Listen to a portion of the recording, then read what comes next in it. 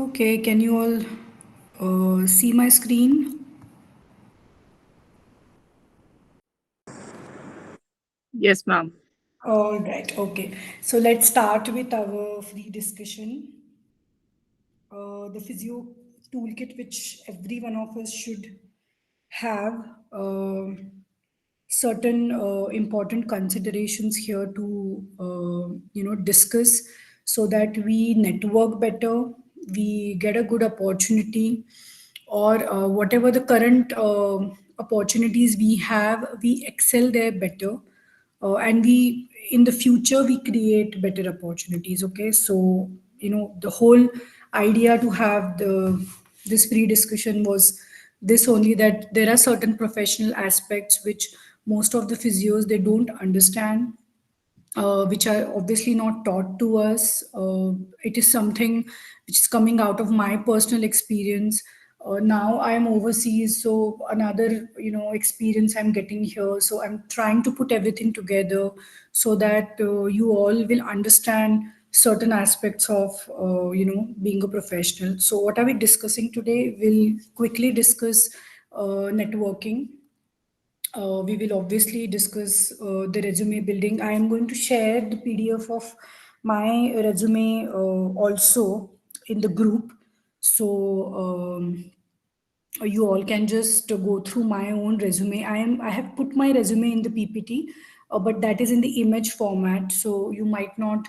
Uh, Maybe it is blurred, or so it's better to have a PDF format of my resume so you understand what all things I have added, which is not the one which I will share is like the most recent one.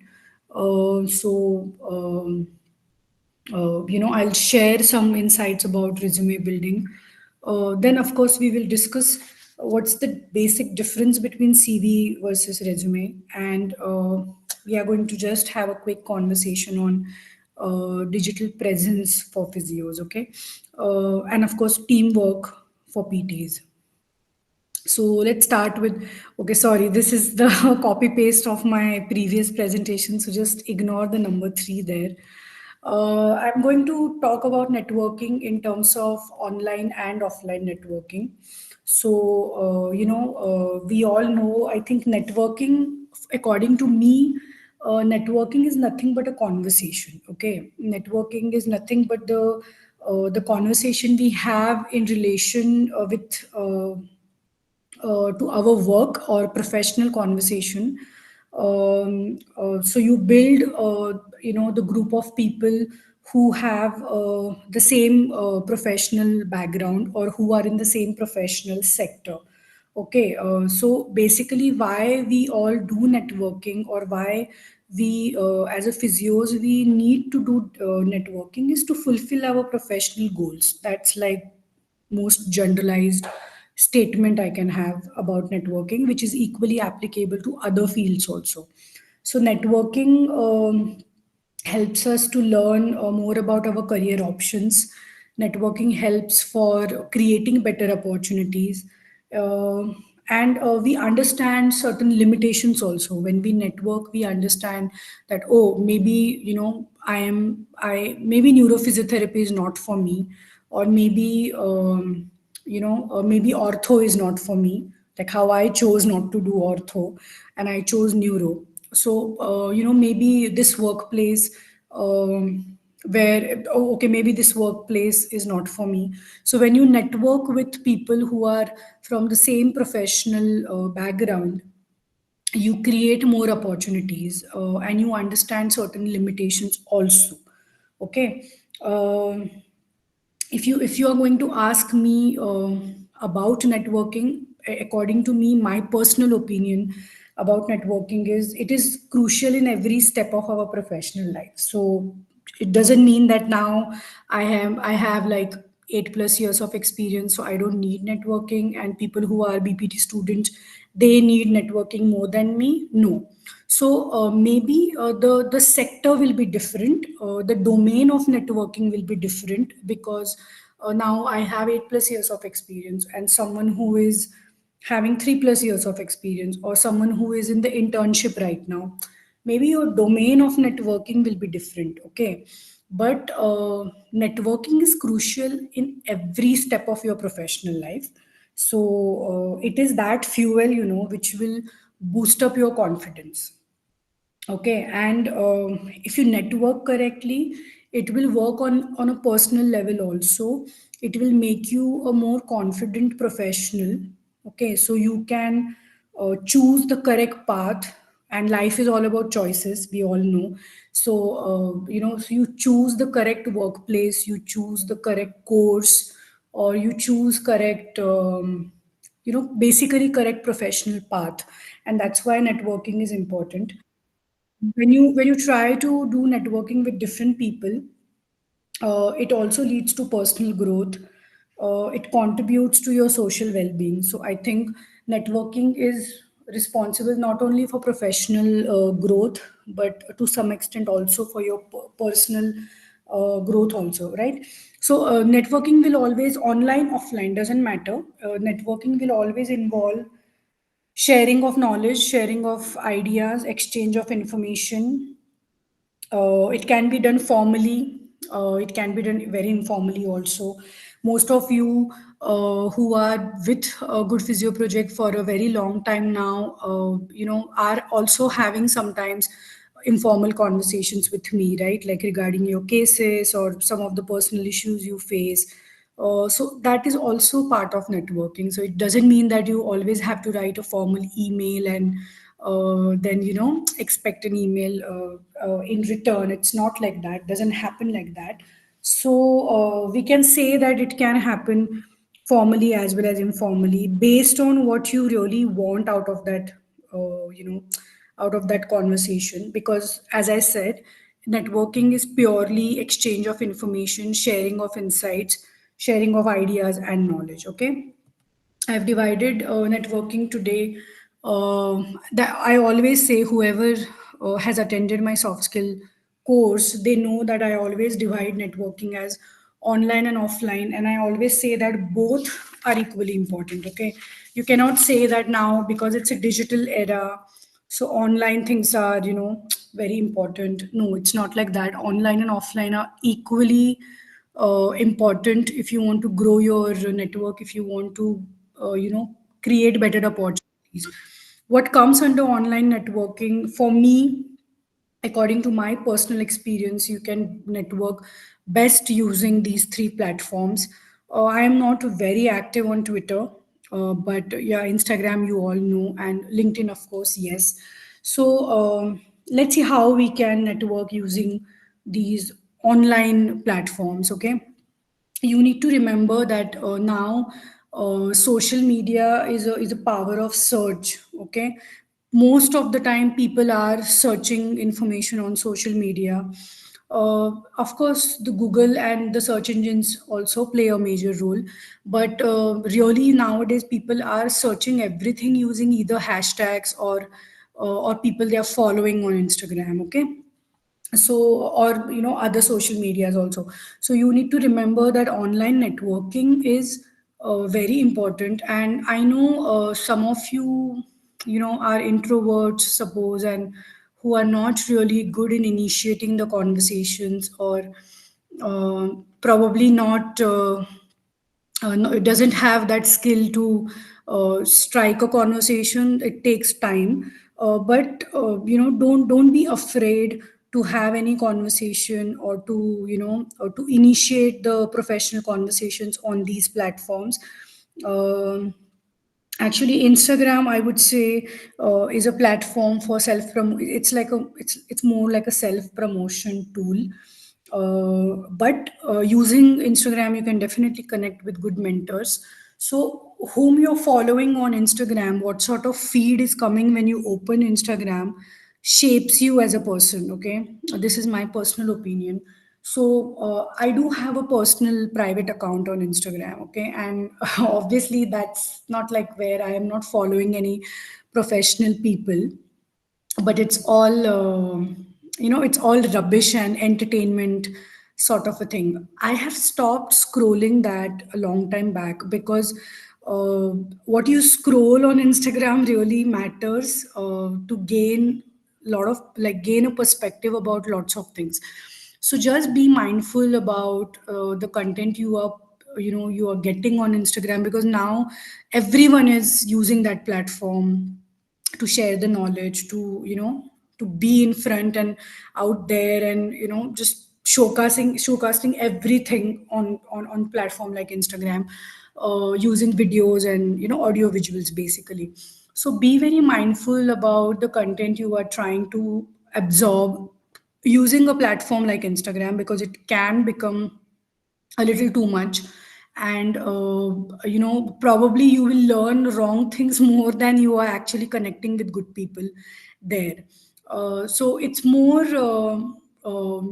self promotional tool. If you want to network and have a very professional networking, then I think LinkedIn is the answer. So it just doesn't matter if you guys are in first year, second year, third year, whatever, like UG students, PG students, interns, everyone should have a LinkedIn profile. Everyone should have a good LinkedIn profile which shows your skills. Doesn't matter even if you are student. Nowadays you can take help of platforms like Chat GPT to format your entire skill set, and like how your LinkedIn profile should be. So now things are pretty much easy, I would say, to do online networking, because you get a good format using Chat GPT, where if you ask Chat GPT that can you write a formal message that I want to forward it to so and so person on LinkedIn, so you will get a format of that, and you can just edit it as per your needs and send it across to people on LinkedIn, so you can start doing online networking there. Twitter is again a very unilateral platform where it's just you who is putting your thought.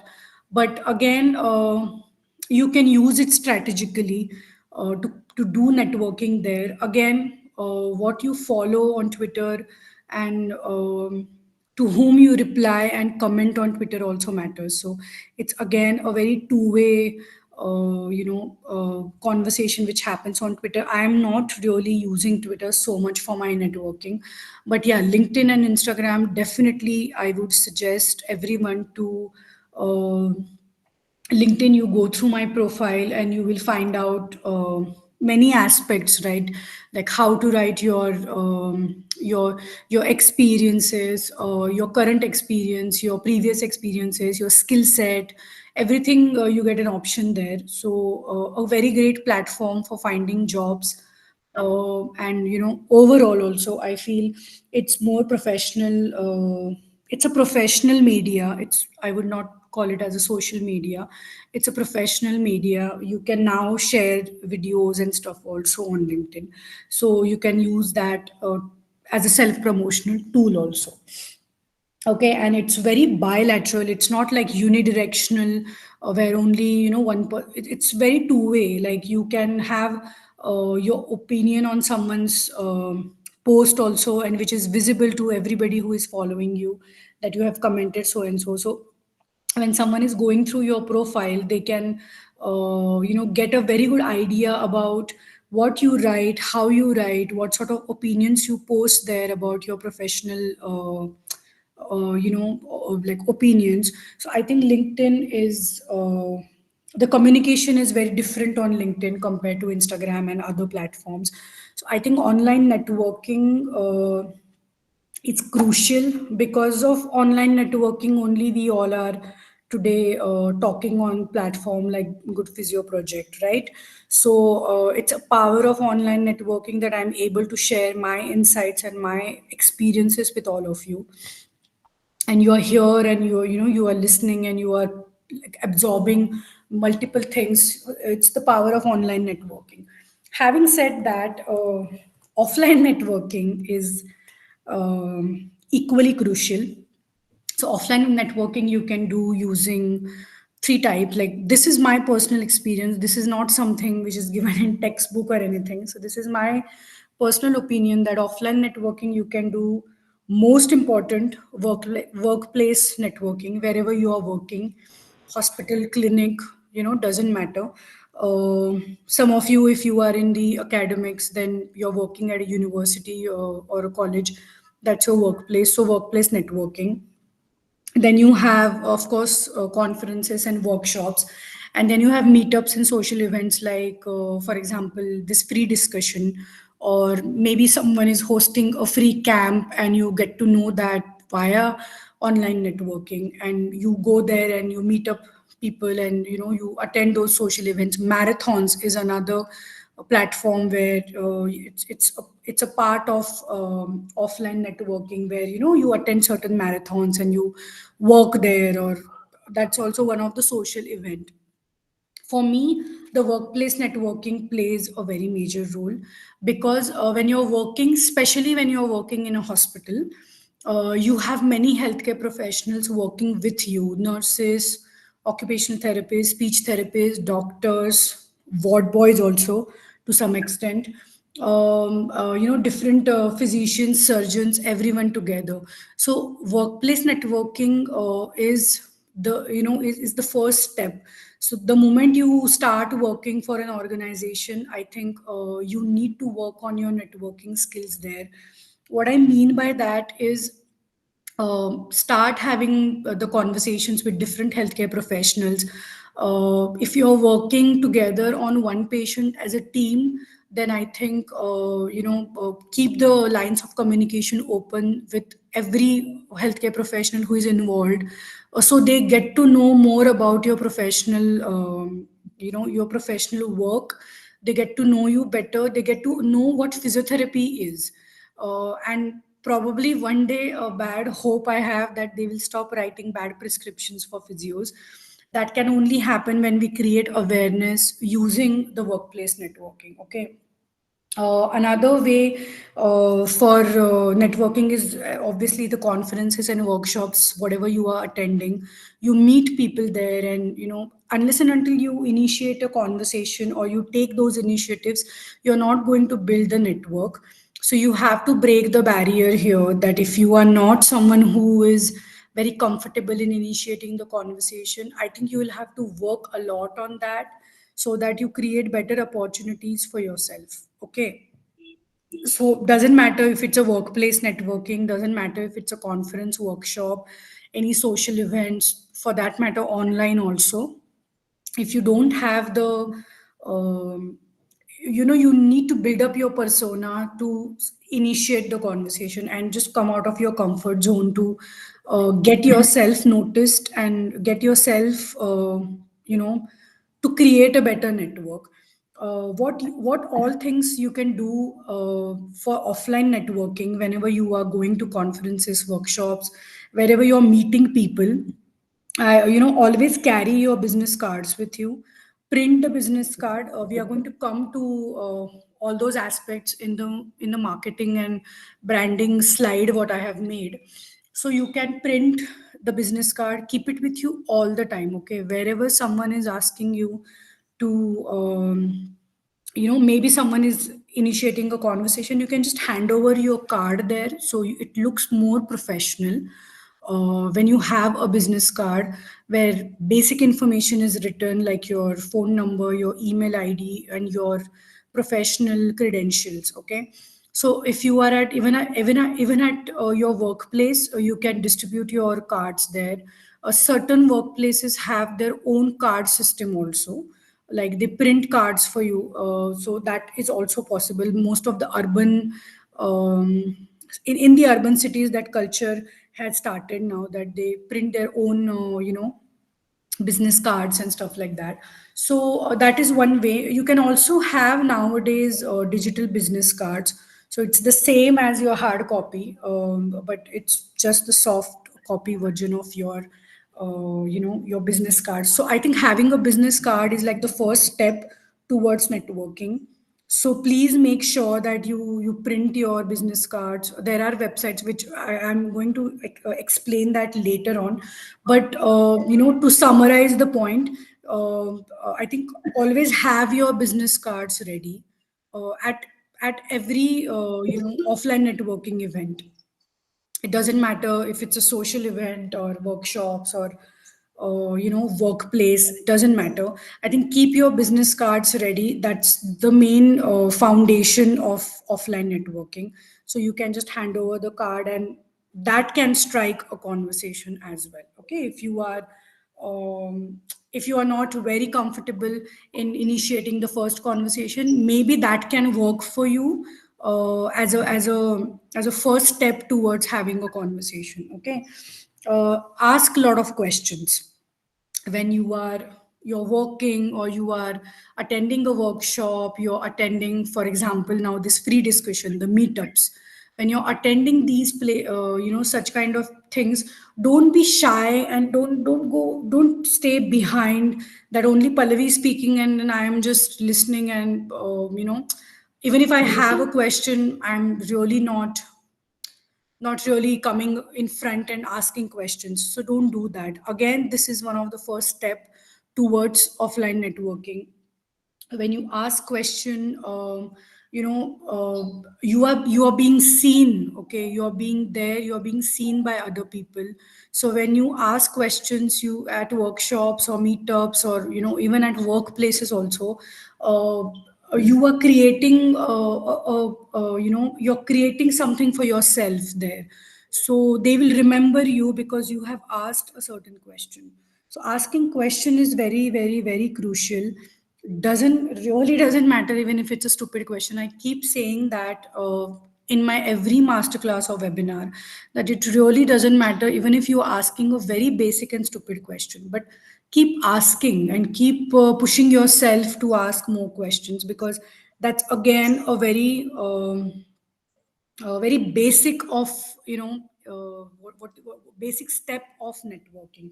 So you need to make the first move, because the mentor is not going to come to you, or the job is not going to come to you, or the employer is not going to come to you for the job, right? You will have to find a job, you will have to find the person who is a recruiter, or the person who is an employer, and you will have to go and speak there. So don't don't remain behind that, like to take that first move.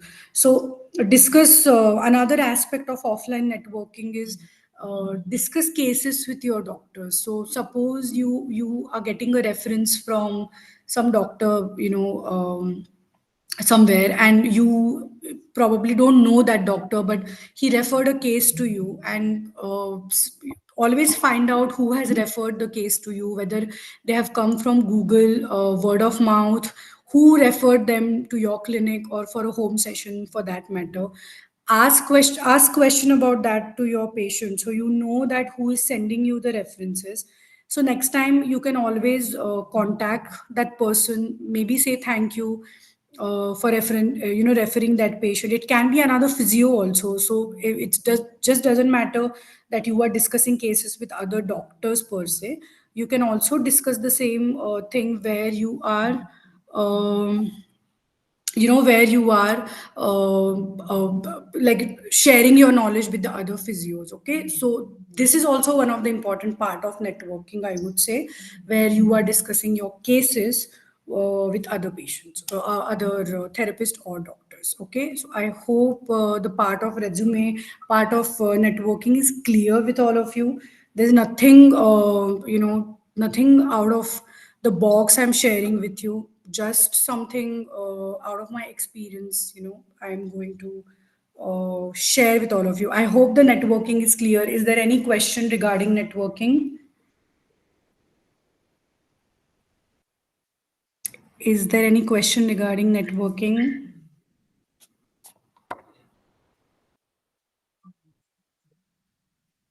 Is there any questions regarding networking, guys? Take initiatives. That's what I said before. Hello. Yes, ma'am, I have a doubt. Okay.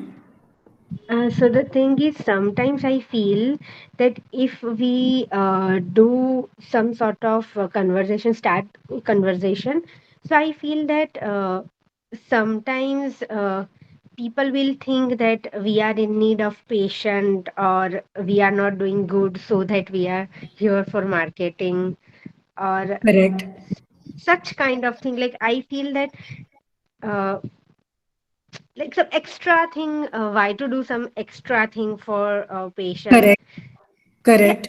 So matlab, it all depends on how you talk, right? How you initiate the conversation, so that it should not look very needy also, and very wannabe also, to put it in a very upfront way. So how you connect and how you talk, especially especially at an event, or social event or meetups, if you feel that maybe you will not, out of the greed for increasing your patient number, but if you feel that connecting with this person can can find, you can find another way of maybe learning, not exactly gaining the patient count here. I'll give you my example. So yesterday I went for my BLS certification, basic life support, and the instructor was Indian, okay, and she asked me whether I'm Indian, and that's how the conversation started. And then I gave her my card there, though I don't have my Dubai details on my card, and I told her that clearly, that my card has only my personal email ID and my Indian number. So my Dubai cards are still on my way. But I gave my card to her. Now she is not going to give any patients to me, and neither I'm going to do any private practice here. But it's a good, sometimes it's a good practice, I say, to just introduce yourself and whatever work you are doing. But again, you see where you are doing that. Not everybody is what you say. Not everybody is ready for that, right?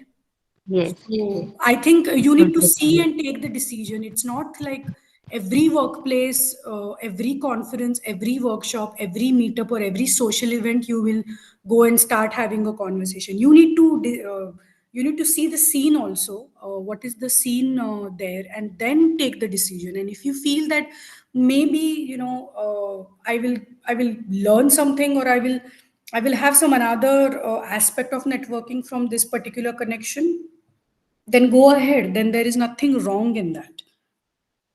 But obviously, assess the scene first.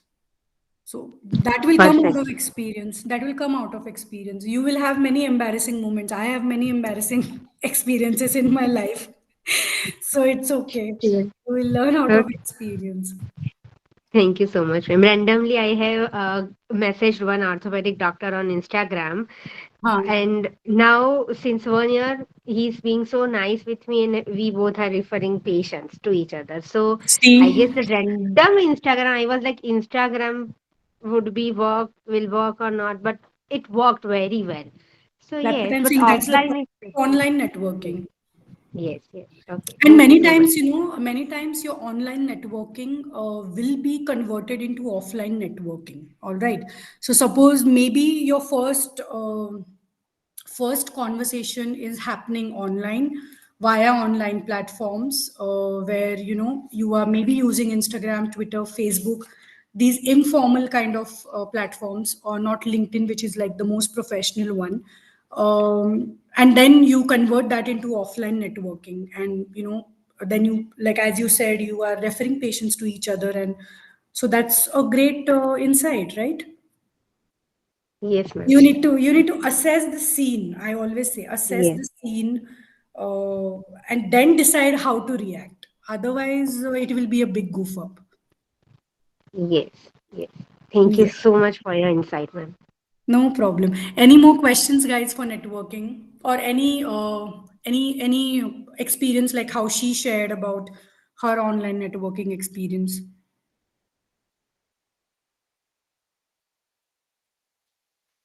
Okay, so I'll go ahead. Okay, we are now going to talk about resume building. I think most of you have enrolled today for this particular topic.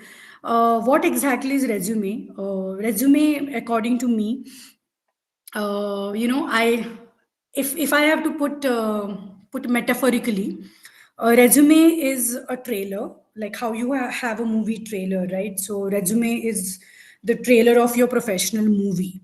So when we watch certain trailers, we are like fascinated and we really want to watch that movie. So resume is just like that. It's a trailer of your professional movie. It's a document.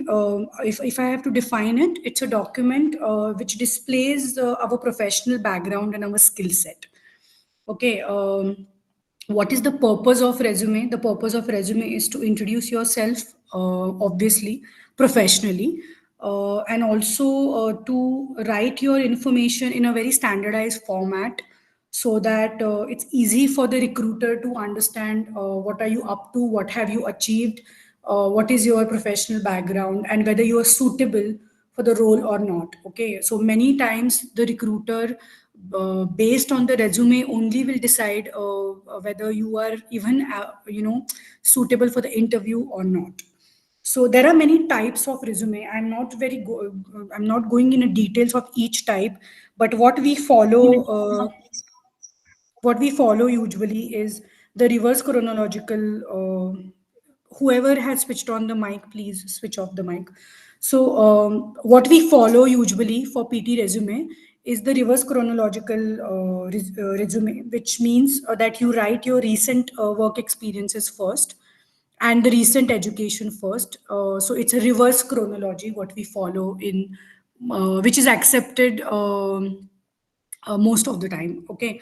uh, these are the do's and don'ts of writing the resume. So the do's are, you obviously start with a very clear and professional header. For example, my name, and I'm a neurophysiotherapist, right? So I will write my name, and I'm going to show you what is the header looks like. Of course, include a skill section, and skill doesn't mean cooking, or I can make rangoli, mehendi, and all of that. That is not your skill, guys. The skill is good communication skills, excellent leadership skills. Whatever you think you have, just don't write anything which you cannot justify if they ask you questions in the interview based on your skill section mentioned in your resume. If you cannot really answer that back, then don't write that skill. Okay. Obviously emphasize on your experience. Remember that resume is not a very long, that's your CV, which is like very descriptive and completely detail oriented, academic credentials you mentioned, that is your CV. Resume is not very long. It's a very short summary of whatever you have done in terms of your experience, in terms of your educational qualification, and about your skills and about your goals. Okay. I understood one of the most important aspect of resume after coming to Dubai is to quantify your achievements.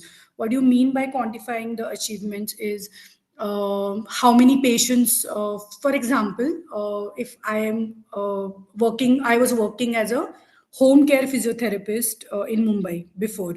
So how many patients in a day I used to see, quantify. Okay.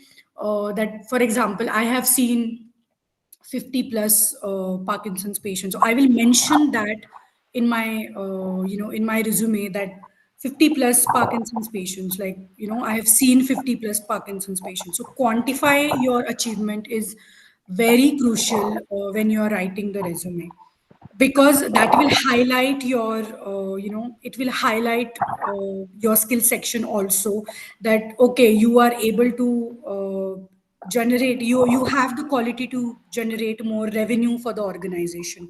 Why someone will hire you, right? Like they see that as well, whether you are suitable to generate more revenue for them or not. Whoever has kept the mic on, please keep the mic off. It's really disturbing. So, the do's, in the do's, please remember this thing to quantify your achievements, which I have understood personally after coming to Dubai. I never paid attention to quantify my achievements, in my resume. And I got to know that from a physio who is working in Dubai. She's a friend, and she mentioned this thing to me. And then I went online, I checked few examples.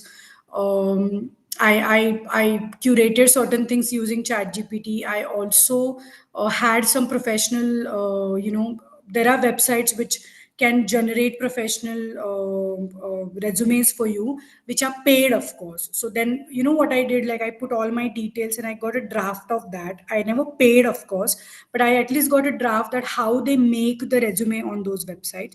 And then once I understood what they really wrote for my, overall my what do you say, my profile, then I rewrote my resume based on, whatever I was doing online. So quantification of your achievement matters a lot here. It definitely mattered, and my resume definitely was, it stood out, definitely stood out. And currently where I'm working, my business developer manager, like my super boss, you can say, who works with me as a business development manager. So she's the head of business development. She is a British lady, and she told me that when she saw my resume, she was like amazed to see that, and she gave me a very, very good feedback about my resume, and I was very happy that she literally thought that, it's one of the best resumes she read ever. Then I understood that, okay, so whatever I have wrote and whatever I have curated, I think I should share with everyone because I got a good feedback about it. What are the don'ts of writing a resume? Don't make it too long. That's like the first thing I have read about it. I have learned also big time that don't make it too long. Don't include very irrelevant information which is not really based on your professional background. Again, don't provide any false information, please, because if you are not able to, if they recheck it, or certain people, they have this format where they re-verify from the source. Like, suppose you write false information about your workplace, they might recheck it. Or so don't provide any false information. Obviously avoid spelling and grammatical errors. So proofhead your resume thoroughly. Check everything before creating the final draft of it. And please don't mention a lot of personal details like your marital status and hobbies and all of that in the resume. That's really unless it is directly certain things, certain personal details which are maybe, if they're directly related to the position you are applying, maybe you can add that. But personal details, like, they are like big no. Okay, so these are the do's and don'ts. If you want, you can take the picture of it. uh, okay, what are the key elements of PT resume? Okay, PT resume should have a header. It should have a summary statement. We are going to come to the examples because in the next slide, I have my own resume, so you can understand what the header looks like, what is the summary statement. Of course, your education, your clinical experience, or whatever experience you have so far, in the reverse chronological order. That means the recent experience first. Even in the education also, in the education section also, your recent your recent education first, then your later on. Then, of course, your skills. If you have done any publications, research, anything, you have a published article, anything related to research, that should be highlighted on a PT resume. And of course, your certifications, like if you are a certified NDT practitioner, you are certified dry needling practitioner, you're aquatic therapist or PNF, or, just don't write whatever workshops you have attended, like one day workshops. I have seen a PT. I have seen a resume because I was working in Bombay Hospital as a clinical tutor. So part of my job was also to hire people and train them. So I have seen many many resumes where they have mentioned like each and every certification they have. They have undertaken in their graduation, post graduation. Like, I have done a certification in physio yoga, then one day workshop in prenatal exercises. No, that's not something you need to mention in your resume, unless you have done something like NDT or something like PNF or taping or dry needling or cupping or aquatic therapist, where it's a course. It's not a one day workshop or a one day webinar or a or a master class like how you are attending with me and asking me to give you the certificates. So that's not something you need to really mention in your PT resume. Whatever is relevant, which can highlight that, okay, you have an additional really additional certifications in the form of course what you have undertaken, supporting your educational background. Only that you need to mention. Okay, so don't mention small like I have attended a webinar on Parkinson's disease by Dr. Pallavi Surgeon. No, that certification holds no value in the PT resume. That is for your own knowledge and for your own improving your own skill set. Okay, it's not going to hold any at such any value in the PT resume. Also, if you have, suppose some of the organizations are giving access to Physiopedia, and Physiopedia have a lot of courses. Some people are also doing courses from MedBridge, and there are a couple of other websites which are offering courses, and you are doing certain certified courses that also you don't need to mention in your PT resume. So only the certifications like fellowship or um, of course your MPT and your all these whatever I mentioned in the slide, those only needs to be mentioned in your PT resume. Okay, so no, please, it's a big no if you are mentioning all the, and if you're making it like 4-page long resume, so that's really not needed. Okay, let's see now, this is my resume. Yeah.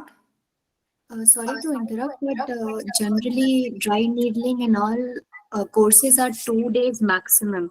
So if somebody has done it from them, are they supposed to But mention it? then you mentioned that you are a certified dry needling practitioner, right? After doing, even if it's a 2-day course, you're mentioning that, right? Ma'am, I don't know personally, but I've seen people doing 2 day Yeah, courses people of. mention that. Like, suppose even if Okay. it's a 2-day course, even if it's a Yes. 2-day course, for example, now in my resume, you can see water specific therapy here, right?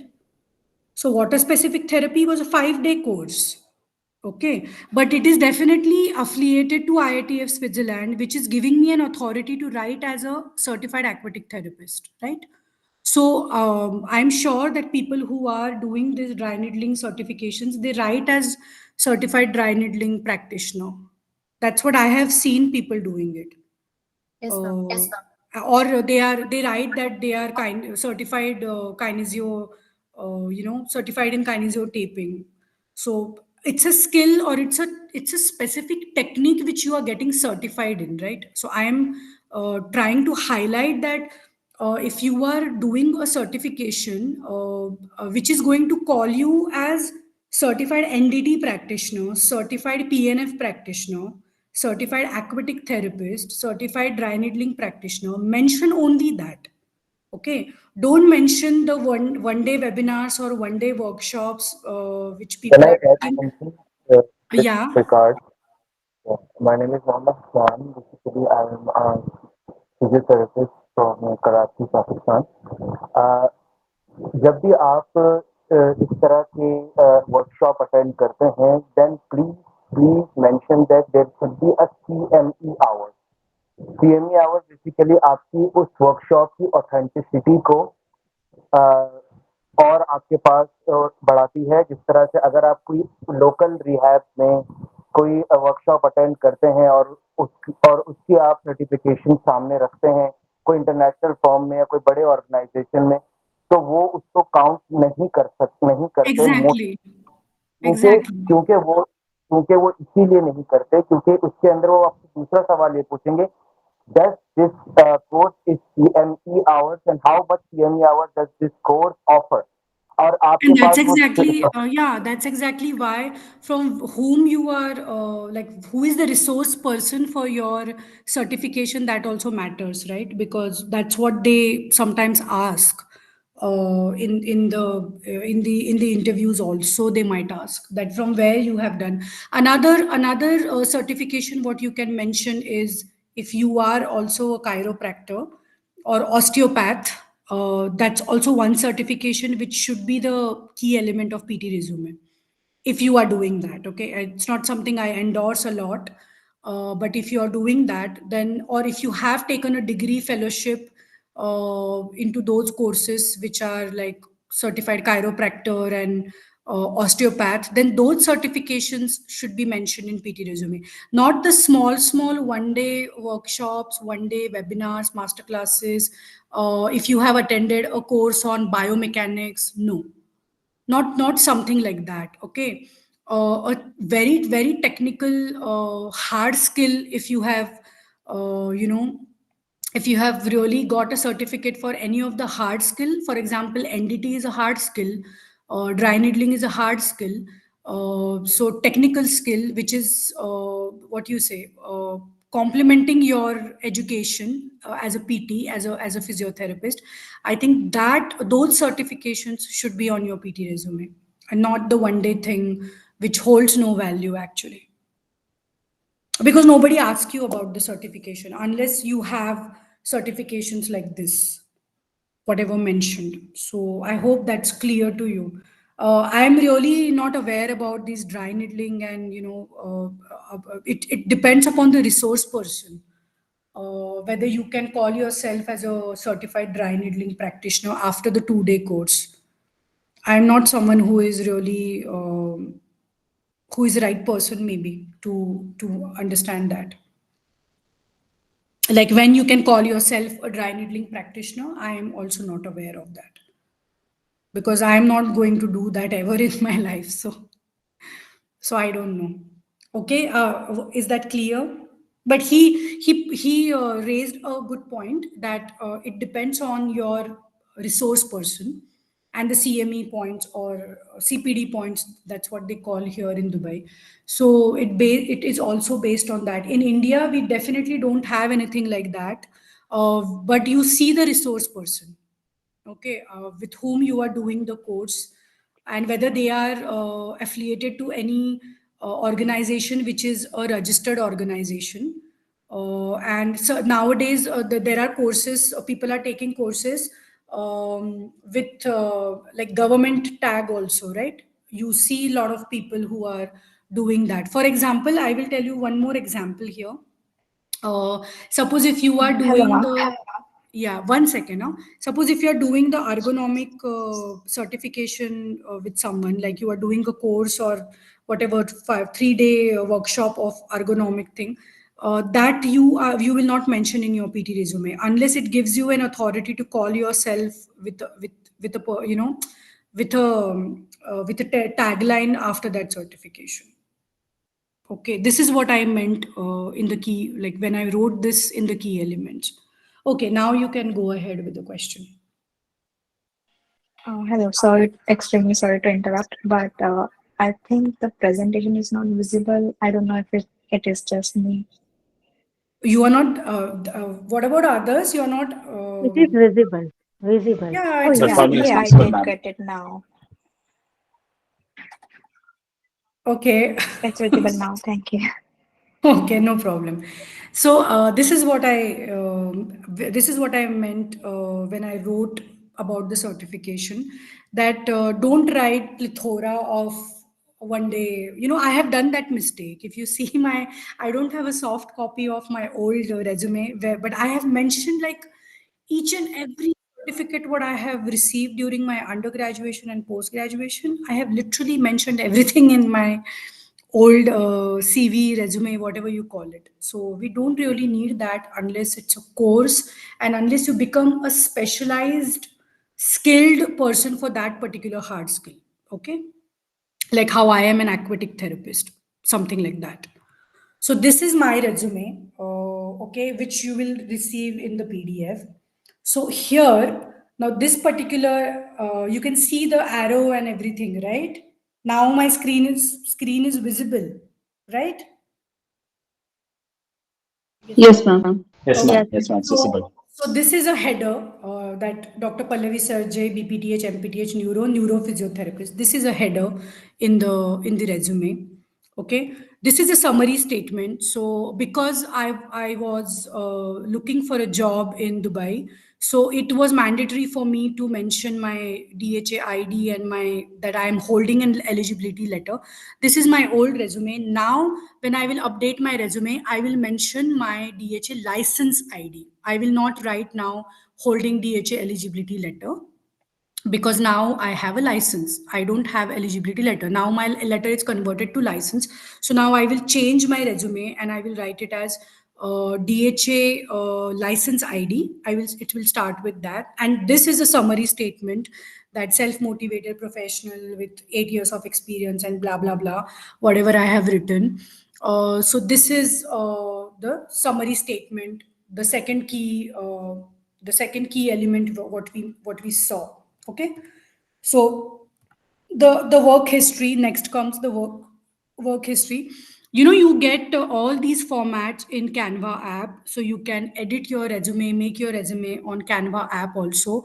So where you can see whatever I have made, my picture here and the contact details and all of that, you will get these formats in Canva app. Okay, so there is no need for you to buy or like go on any online websites and pay money and get it done. There are many websites who are making professional resumes, but you can just simply make your resume just like this. Okay, now as I said, reverse chronological order. So my work history is reverse chronological order. You can also write work experience here rather than history. So obviously, being a founder of GPP is like the most recent one what I'm doing. If you are a content creator creating content online, you should definitely mention that in your CV, because now people are recognizing that also as a form of your work. There are people who are really they get impressed by certain organizations might get impressed by the fact that you are there online, like you have an online presence. This particular thing where what I mentioned here about my content creation helped me in Dubai. Okay, so in whatever interviews I have given so far, they were really impressed with this thing, that oh, that you are a content creator, oh, you have so many followers. I have not updated my following number here because it is an old picture. But I think if you are into that, you are creating and you do have a good digital presence, not like if you have 600, 700 followers, not like that.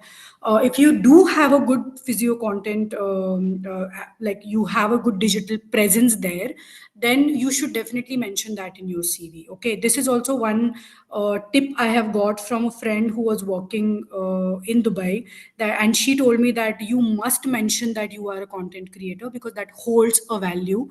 Then on the right side, you can see that I have like kept my professional picture and all my contact details, address, and phone number. So now, wherever you are working overseas, it is good to mention that the address and the phone number, that they can recognize that you are not in India now. You have the Dubai number, so you're working in Dubai. I mean, you are in Dubai.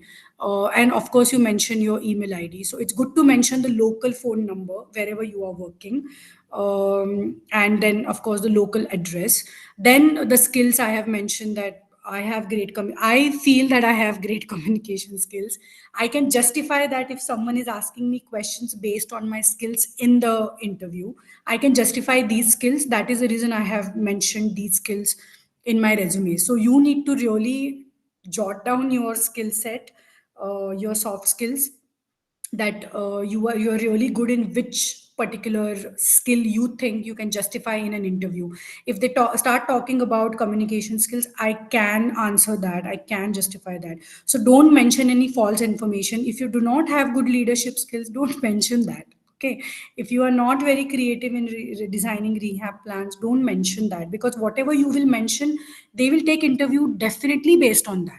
Whatever, because it's a trailer of a movie, as I mentioned. It's your movie, professional movie trailer. So they will take the CV, resume in their hand, and they will ask you questions based on that. So I always, in Dubai, whenever I have given interview, they asked me questions. The first question they used to ask me, what is this founder, and what exactly you're doing, as a founder of GPP, like what exactly you're doing.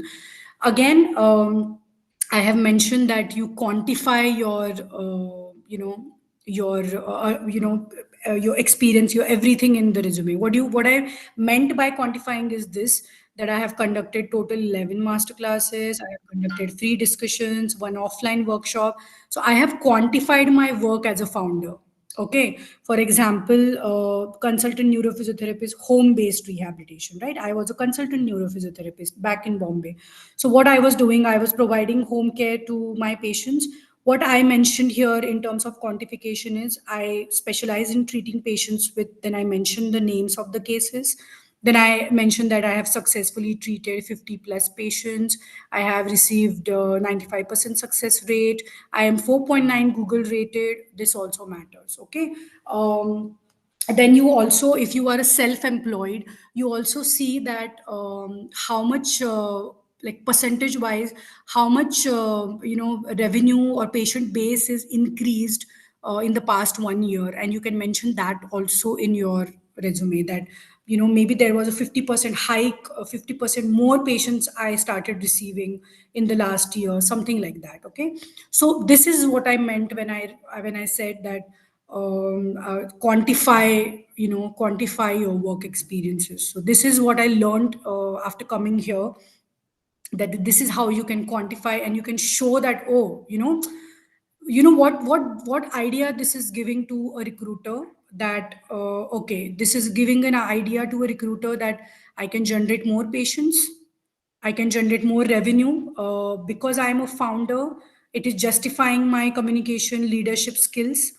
Because they are seeing that I am also a content creator, so it is giving them an idea that I am a dynamic, professional, which, and my content creation or my digital presence can help my organization as well, right? So they will definitely consider certain aspects from all the work, whatever I have mentioned here. The last work I have mentioned is my Bombay hospital work. So here, what I have quantified is I was promoted as clinical tutor after 1 year. So gives them an idea that okay, this particular person was promoted within 1 year. So from a physiotherapist, she was promoted as clinical tutor. So you're quantifying your work. So you're literally putting your work in front, that what you have done, what you have achieved at your workplace, and it is looking more dynamic. It is not looking very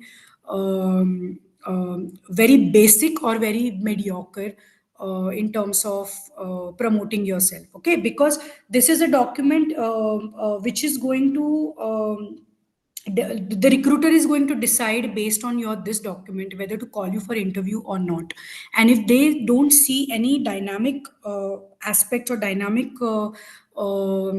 things in your resume, they will obviously not waste their time, right? So it is equally applicable. Doesn't matter you're working in India or working abroad, you need to look, your resume yourself, you need to look more presentable to the recruiter. Okay. Then, of course, this arrow defines all my skills and my information, that my personal information, where they can contact me if they have to decide whatever for the further references.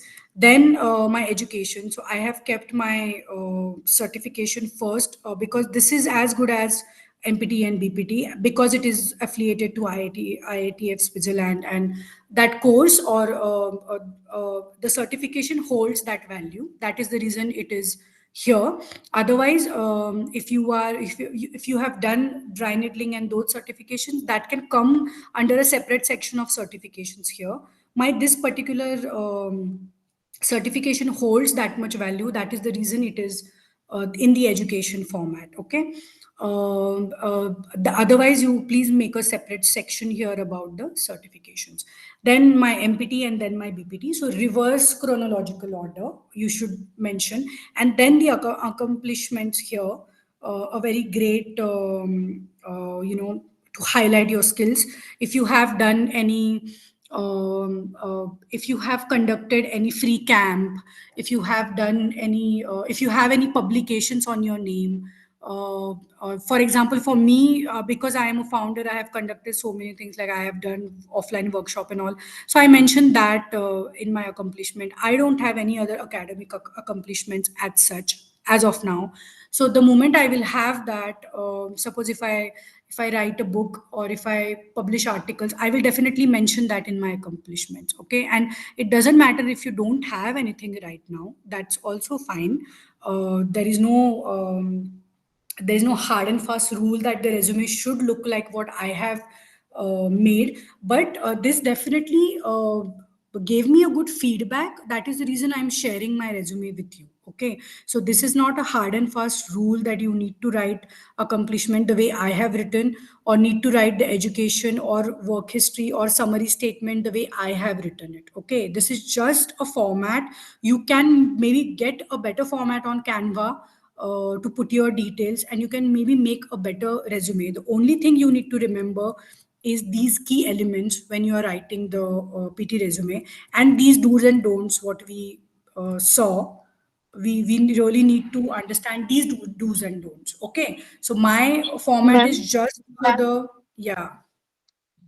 ma'am, I want to ask if we have any gap between our BPT or MPT or any other profession, so we want to include the reason there, or we want to we should not write anything at all. No, if it's a longer gap, like if it's more than 3 years gap between your, and if that is not justifiable in the work experience section. For example, I have done my BPT and then I have immediately done my MPT. If I have done my BPT and I worked for 3 years and then I did my MPT, then it is jolly well mentioned in your CV, right? It will come in the work Yeah. experience itself. So there is no need to mention anything like that, because it is quite Oh, understandable that you worked for 3 years and then you did your MPT. So it is okay. okay. But if you have not worked, if you don't have anything to show in your work experience section, then you need to mention the reason for the gap and also keep the gap certificate ready. Because many people, they also ask for a gap certificate. It can be anything. It can be maternity leave, and those reasons are also there for some people, Yeah, yeah. or Thank you, health ma'am. reasons are also there. So there are formats for gap certificates online. So you can refer to the gap certificate formats and mention that.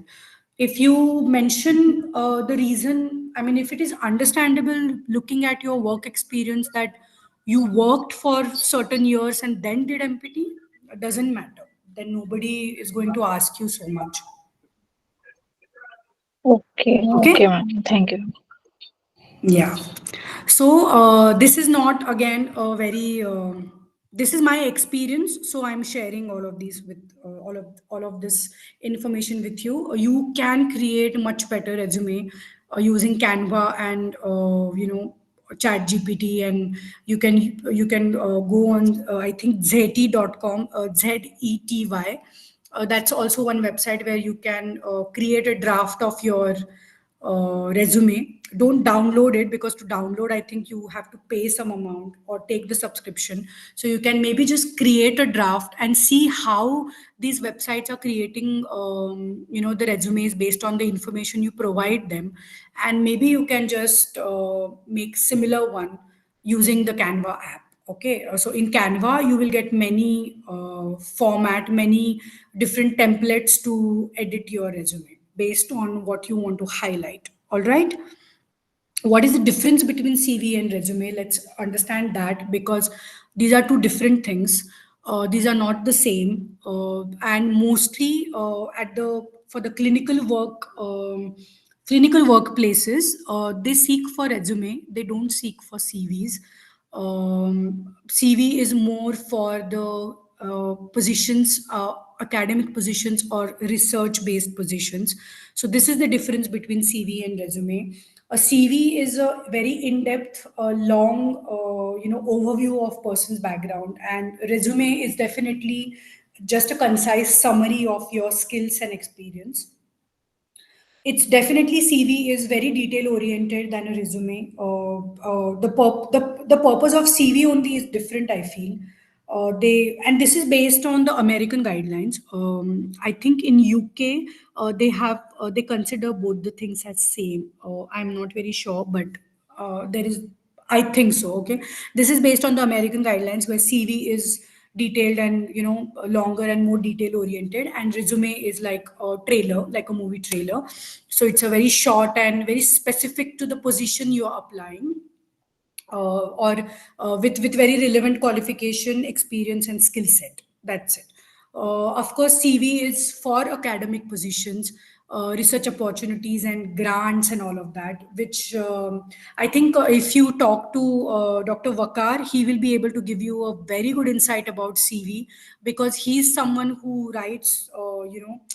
He helps to make these detailed CVs, and for the opportunities like research opportunities abroad, certain overseas fellowships and grants also. Okay, so if you are interested to apply for any of these international positions, you must contact him, because he helps to draft the CV based on wherever you're applying for certain for these fellowships and academic positions overseas or even in India also. Okay, so I think he's the right person to contact.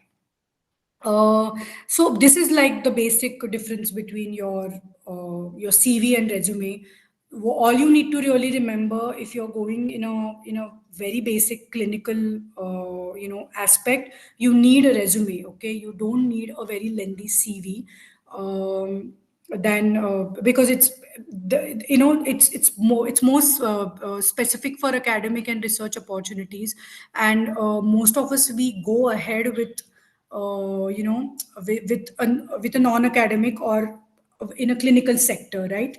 Or the corporate sector, for that matter. So you just need a resume to highlight your qualification and your suitability for that particular position. Okay, so you basically need resume only. But it's good to know what CV is, and it's good to know how different they are.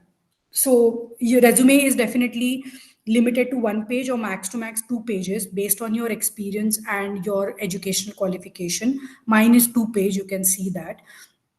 And the aim of the resume, as I mentioned, is to provide a very concise and very relevant, specific, details about your experience, education, and your qualification. And most important is the skill set, okay, which I have mentioned. CV definitely has a very standardized format compared to resume. Resume can be little bit more flexible uh, compared to CV. CV definitely has a very standardized format, which I personally don't know much about. If you really want to make your own CV, you're interested in the research opportunities overseas or in India, I think you should contact Dr. Vakar on LinkedIn. He also has a company called as Human Ed, which helps people for publications, research, and professional, like your patent and trademarks and all of that. He helps people for that, especially physios and healthcare professionals. So maybe he can help you out to make a better CV for these positions, what I have mentioned in the slide. Okay. So this is now coming to the interview tips. What we should do. I'm not an expert, but I'm just talking here out of my experience. So what? Because I used to take interviews, there was a time in my life where I was taking the interview also, and now there was a time recently in my life where I was giving the interviews also. So I think I combined everything together to give you a little bit better tips for interviews. That is, the number one tip for before going to an interview is research about the organization.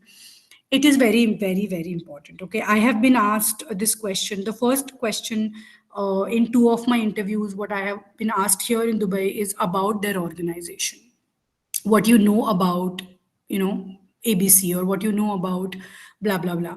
So if you don't know about the organization, if you have really not read, then it can create a bad impression to begin with. So always research about the organization, who is the founder, who started it, or whatever, like whatever basic information you can get out of online websites. If you're appearing, this is not applicable for for the jobs where you are applying for a local clinic. So obviously that information will not be there online, right? So if you're applying for a university which is well known, if you're applying for a well known hospital, um, a multi-speciality, hospitals in urban cities, then you should definitely research about the organization, that what is their goal, what is their vision, who is the founder, what is the whole history behind that organization. Just a quick read online, whatever information you get. Okay, then of course comes the second point, is the preparation part. So you be prepared to discuss whatever you have mentioned in your CV, in terms of your work experience, your skills, education, certification. So, my pro tip for preparation is read your own resume before you go for an interview, okay? Because they literally take the resume in their hands and they start asking questions to the people who are coming for an interview. And this, when I used to take an interview in Bombay Hospital as a clinical tutor, I have also done that. Okay. I have also kept the resume in front and I used to ask questions based on that. So preparation is very, very crucial. You must know whatever you have written in your CV, in your resume, and also keep updating your resume if you are, if you're doing anything extraordinary. For example, I have done aquatic therapy, so I have updated that in my resume. Okay, so or the work experience also for that matter. So keep updating your resume time to time. And whenever you are going for an interview, please read your own resume thoroughly, whatever you have mentioned, so that you are prepared to answer and present yourself properly. Okay. Third thing for the interview is understand what you need to understand. Two things: the job requirements. Um, just be ready that whatever you need to present yourself in such a way that whatever the job requirements are, how you can contribute to that, like how you are a better candidate here for their particular position. You need to really you need to really discuss that when the interview is happening. So for that you need to understand the job requirements. Most of the time it comes it comes like we need, suppose you have got the message that so and so person is taking an interview for so and so role. So that role, sometimes they mention that, in the message, that they want MPT only, they want MPT with 2 years experience only.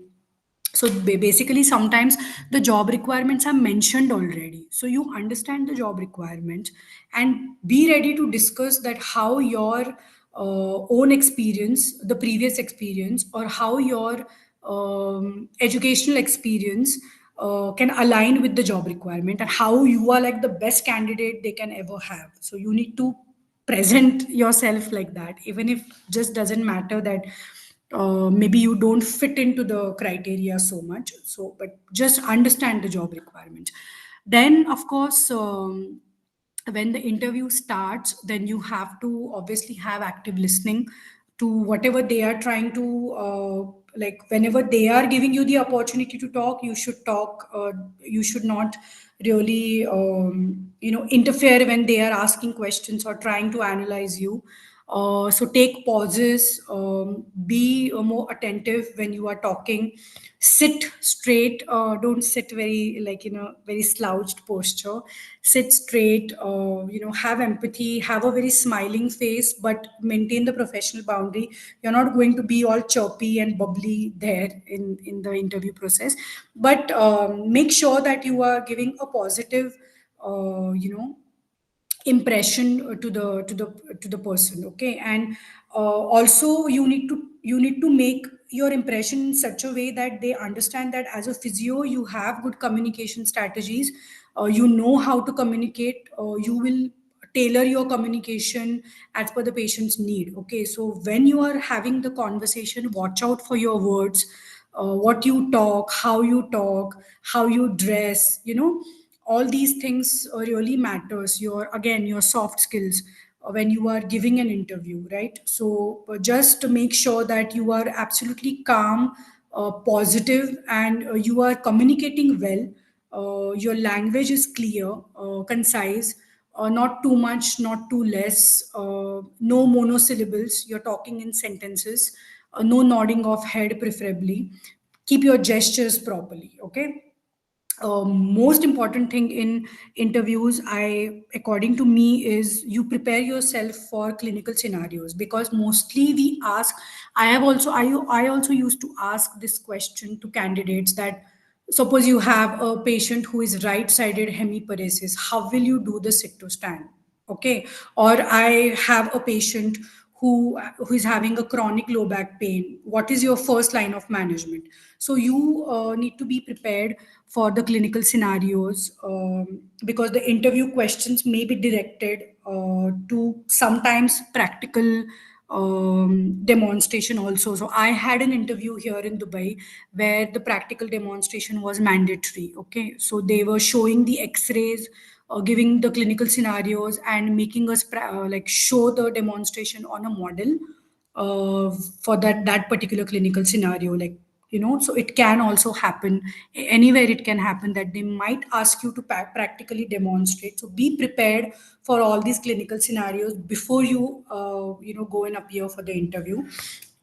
And of course, your dress, your professional appearance, you should look professional, you should maintain an enthusiastic yet professional attitude throughout your interview, and also show your passion, that you really want to work, and you want to work hard, and you are ready for all the challenges they will throw at you during the work. Okay. At the end of the interview, always ask some, if they are giving you the opportunity to ask the questions about the teamwork, ask the questions about what sort of patient population I will be handling. Ask some thoughtful and intelligent questions. Don't ask question about the salary directly. um, Talk about team dynamic, talk about professional development, talk about patient population when you are asking questions. If they are giving you an opportunity to ask at the end of the interview, sometimes they ask that, do you have anything to ask? So I think it's really a good opportunity for you to understand the organization, whether you are suitable or not, because that also matters, right? You need to understand whether you are also suitable and the job is also suitable for you or not. Sometimes we just understand that this place is not for us, and it's okay if you're feeling that way. So ask thoughtful questions at the end of the interview. Okay. Is there any question, guys? Or any experience anybody wants to share about their interview before we jump to teamwork? Any questions?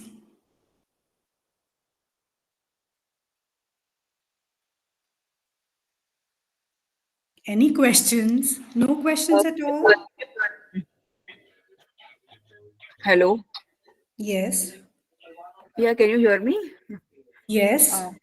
Uh, yeah. So, while in interview, can you also share some tips like how we should discuss the salary, or is there a are you gonna be talking about that as well? Like especially because our salaries get discussed in interviews, and so are you gonna be covering that aspect? No, we can discuss that. I have not mentioned anything regarding that here, but Means whatever if you question can you have. provide some tips, or like how to when they ask you ki how what are your expectations, or many people they ask you first what are your expectations, or many people they directly mention their thing, or how to go about that negotiation where in a positive negotiation, basically, where we are not sounding like too cheap or greedy, but at the same time Correct. having a stand. Mhm.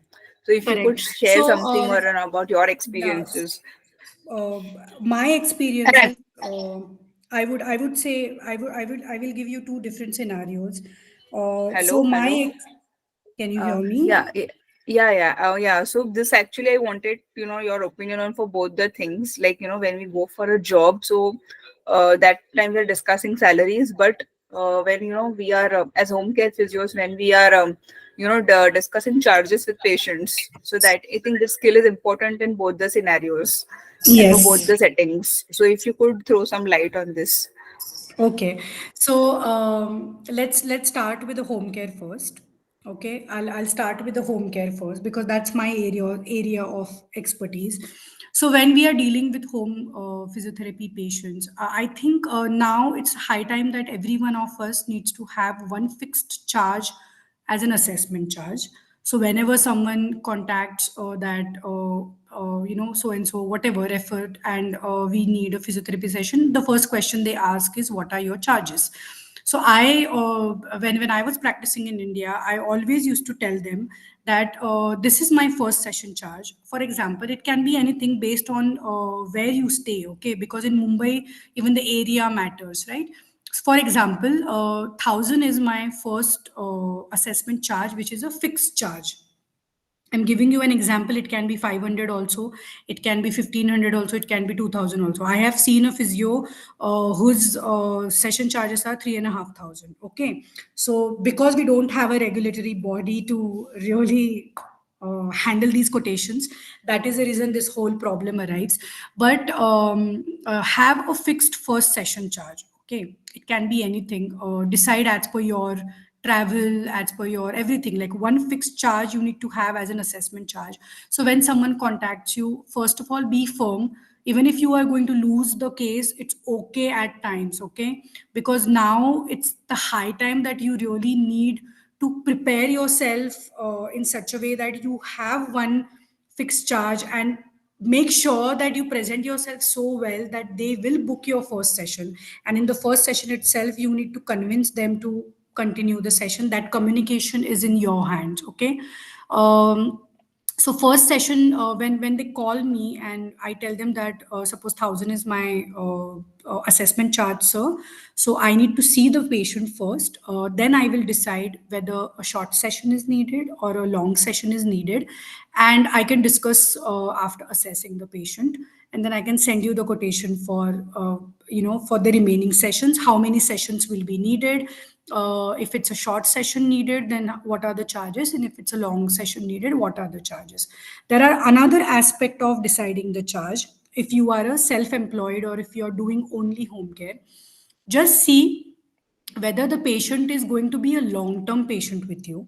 If you feel that he is a neurological patient and he might need sessions for like 4 5 months altogether, and he will be with you for 4 5 months, then it's okay to sometimes understand the negotiation from the patient relatives perspective, but obviously not to settle in 200 and 300 rupees. That's very derogatory. Okay, whoever is doing that, it's you guys need to stop doing that. So there has to be some standard quotation for every physio out there. So see that if the patient is going to need a long term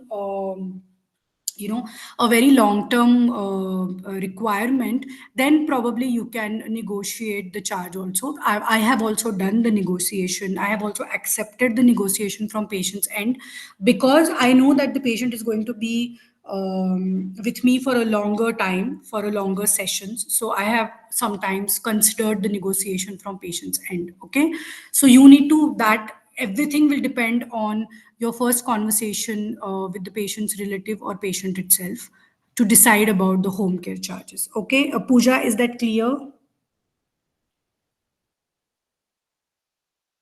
Yes, If yes. it's okay. And coming to the salary part, it's a very tricky one. Okay, it's a very tricky part. And when I was working in Mumbai before my self employment, when I was working in BH, I don't know if my BH colleagues are there in the presentation today. They were supposed to attend, but when I used to conduct the interview, it was difficult even for us to utter the salary we were getting there, like 11,000, 12,000, 15,000, whatever. So it was a very difficult part on our side to even tell the salary to the candidates. Okay, so we never even used to ask about the salary expectation. because we knew that whatever the candidate will tell, we are not able to provide that when I used to conduct the interview. So that was a different scenario, but it's a very very tricky situation, I think one needs to also understand what are the like the basic salary people are getting. So do little R&D, do little research about it before going for an interview. That suppose you are appearing for an interview in Delhi, so speak to someone who is from Delhi and understand that what is the average salary people are providing in Delhi.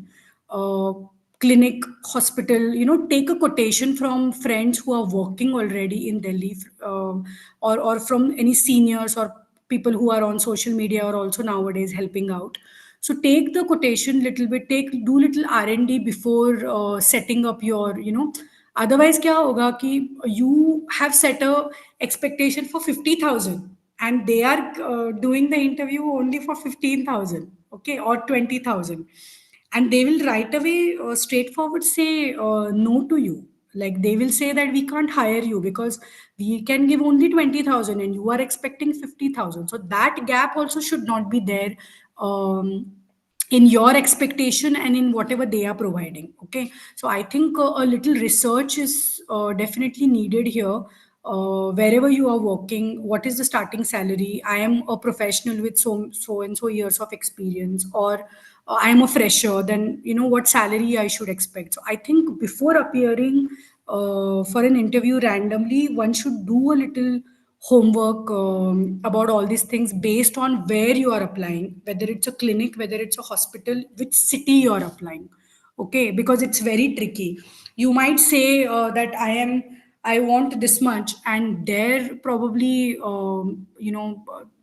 there whatever they have said, the budget is not that much. So it's a very tricky thing. So this is what I feel that one should do it. Okay, so maybe talk and understand the dynamics of that city, where you are working, where you wish to work, hospital, clinic, or anything else, like academics, and then decide like what to say in the interview if they ask this question. But definitely prepare yourself prior to the interview. Okay, because definitely you will get this kind of question. I never got this question in Dubai during my interviews, because most of the things they mention later on an email. Okay, here the culture is that they mention everything later on an email, that we can provide you with this much salary, and here the negotiation is not that much. So either you accept the job or you say no to that. Okay, so I think do a little homework with people who are there in the system, that how much I can expect based on my experience. Okay, thank Okay. you. Yeah. Yeah, I know it's Ma'am, very I have a difficult, and we have discussed many things, Pooja, before regarding Yeah. this thing. But I know Yes. where you are No, I heading actually to. I asked know this that. question because many of them might be having it, but maybe people are hesitated. But yeah, I just wanted to revise on that. So yeah, Yeah, that's why. And it's a very important part of interviews in Indian scenarios because many things are discussed face to absolutely. face and they are not official as such. People and like I had applied in Kokila Bain, so there the system was such that like I was working in Kokila Bain Hospital in Mumbai. So there the thing was that before taking an interview, they make you fill a form apart Yeah, from your CV. You have to fill a form where all these details are taken. What are your expectations from the job? They also ask you that what kind of a correct. working environment are you expecting in our So hospital? that's the reason research about the organization is very Yeah, important before yeah, appearing for the interview. If you don't know about the organization, what are you going to fill up in the form? Nothing, right? yeah. And there they had a section on what are your salary expectations. Yeah, that's why. Yeah, so then if you have at least a basic idea, not the exact amount at least, but an average idea if you have, that's why networking is important, right? So you need to have a good network so that you can understand what is happening in that particular city in terms of salary. Yes, yes, absolutely. Okay, so certain things the organization also will not open all the cards, right?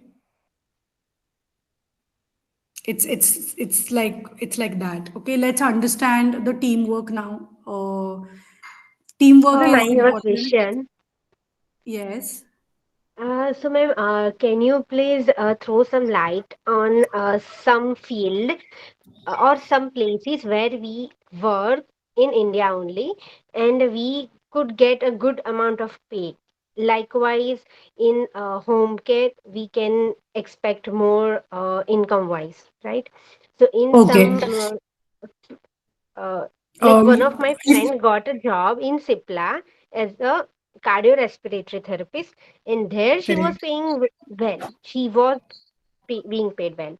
So the thing was, there are very few sort of vacancies or a few organizations that are paying really well. So if you can share some details or Correct. anything. So, you will have to remember a basic thumb rule here that if you're MPT, for example, if you're MPT, you will be paid more, okay, compared to the BPT. If you're MPT, then you have academic also as a line, open, and you have clinical work. Both the domains are open for you. If it's in academics, you will definitely be paid well compared to the starting salary wise compared to the clinical side. Okay, if you're working in the academic sector in India, the payment is comparatively better than your clinical side to begin with. Okay, for a full time job. Coming to the clinical side, if you are working in a hospital, you are a fresher, you're working in a hospital, you will get paid more than compared to the clinic. The clinics will pay you, in comparison, pay you relatively less unless it's a rehab center. It's a proper rehab center. Government organizations like AIMS or any other government hospitals where you are working as a clinical therapist, like in Bombay, you have Sion, Nair, KEM, all of that, where you can get a job as a clinical therapist. There, of course, the pay is more compared to private organizations. But again, multi-speciality hospitals like, Kokila Bain, HN Reliance, if you are a full-time MPT practitioner, like you have done MPT, you have done your masters, then your pay is more in a multi-speciality hospital. Okay, so it always follows a thumb rule like this. Wherever you are working, the hospital will definitely have a better pay. But again, in the semi-urban cities, I have also seen some of the cities which are in MP, where the hospital is paying less, but the rehab center and clinics are paying more. So it's very, very changing, like ever changing and very dynamic, I would say. It's not something which is fixed, unfortunately, because we don't have a regulatory body which is deciding everything, right? And coming to home care, what you mentioned, home care definitely gives you more payment. It's more flexible. But what happens is, when you have done your master's or when you have done your BPT, you're right out of your internship, you don't have so many contacts to create the patient base or to generate more patients, right? So it's a bad idea to immediately be only a home care therapist after your BPT is done or MPT is done. I personally feel that you should have an experience. You should work somewhere, sorry, for 1 year or 2 year. Start working on your networking there, so that you know that after working here for 1 year, I will probably get more references here. I will create more patient base here, or I will create more professional networking here who can refer cases to me. Then I think jumping into home care is a good idea. I jump into home care after 4 years of my work in BH. Okay, because I created professional connections there. I built up my Google business profile, which I'm discussing later on. I branded and marketed myself that way, so I got more patients, and I used to get more patients in India, of course, via the online platforms also. But suppose I came to Mumbai in 2014 after my marriage, and if I would have decided that I will do only home care, how am I going to how am I going to generate patient if I don't have any great set of network to refer patients to me? or to put in the review for my Google page or for my Google business. So I think one should definitely work somewhere to create a more professional network and then start the home care. Okay, for example, now now I have Pooja. For example, I'll give you example of Pooja. She works in Mumbai, and now I know that which area she works in, which area she practices in. So now I know that मिल जाता है, एक aerodynamic design देखने को मिल जाता है, ज्यादा बेहतर आपको माइलेज देखने को मिल जाता है, उसके साथ can you please mute airports के कन्वीनियंस whoever देखने को मिल is जाता है. switched on the mic, please mute. Yeah. So now I know that Pooja works in so and so area because she has attended few of my webinars. She had networked with me. She met me for a workshop.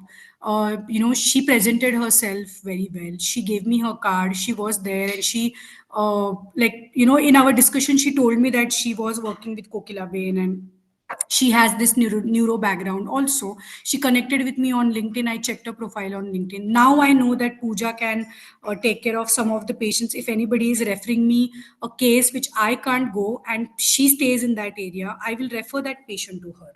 Okay, so that is exactly why the networking is important. I personally feel you can't really jump into home care right after your BPT or MPT. I think you should do some work, understand the teamwork dynamic, which I am telling you now, and then jump into home care, because home care definitely will give you more income, but it is not fixed, right? It is not something which is fixed like a salary. Some days are good, some days are not good. Like some months you will get really good income, and some days you will not get a good income. So there are days where you will feel that you are not generating income at all, and then things are difficult. So home care is, it looks very fascinating because more money is there, but it's very challenging when you are self-employed. If you are working under some organization as a salaried person, at least you are getting a monthly salary, no matter what, how many patients you are treating. So you are in a clinic, some days you are treating 3 patients, some days you're treating 10 patients, but you are getting the same, salary every month. So in home care, things are definitely difficult. That's exactly why the teamwork, everyone should understand, like what is, how to manage the team versus how to be in the team. Both things are different. And you of course have a multidisciplinary team and you have an interdisciplinary team, which we should be knowing. Multidisciplinary team involves different healthcare professionals, and each professional is approaching the patient from their own perspective. So your patient is sort of getting separate consultations, and then they have a team meeting and they discuss certain things, findings, and discuss the shared goals. Multidisciplinary teams you will find if you start working in hospitals. Okay, so in hospitals, suppose one patient is in the ICU, then the physio comes, physio have a session, so speech therapist can have a session, a physician can have their own consultation. So every healthcare professional is coming separately, and having a separate consultation. That is your multidisciplinary team. In the interdisciplinary team, everything happens in one single session. So assessment, intervention, goal discussion, everything happens in front of the patient at one time. So there are sometimes cases where the physician wants therapist, OT, speech therapist, nurses, everything to come and visit the case when he or she is conducting the round, and then everything is happening at the same time. So you need to understand the team dynamics, you need to understand how to be in the team, how to work in a team.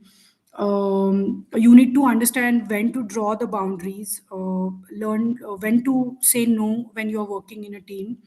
Of course, you need to voice out your opinions when you're working in clinic as one of the team member.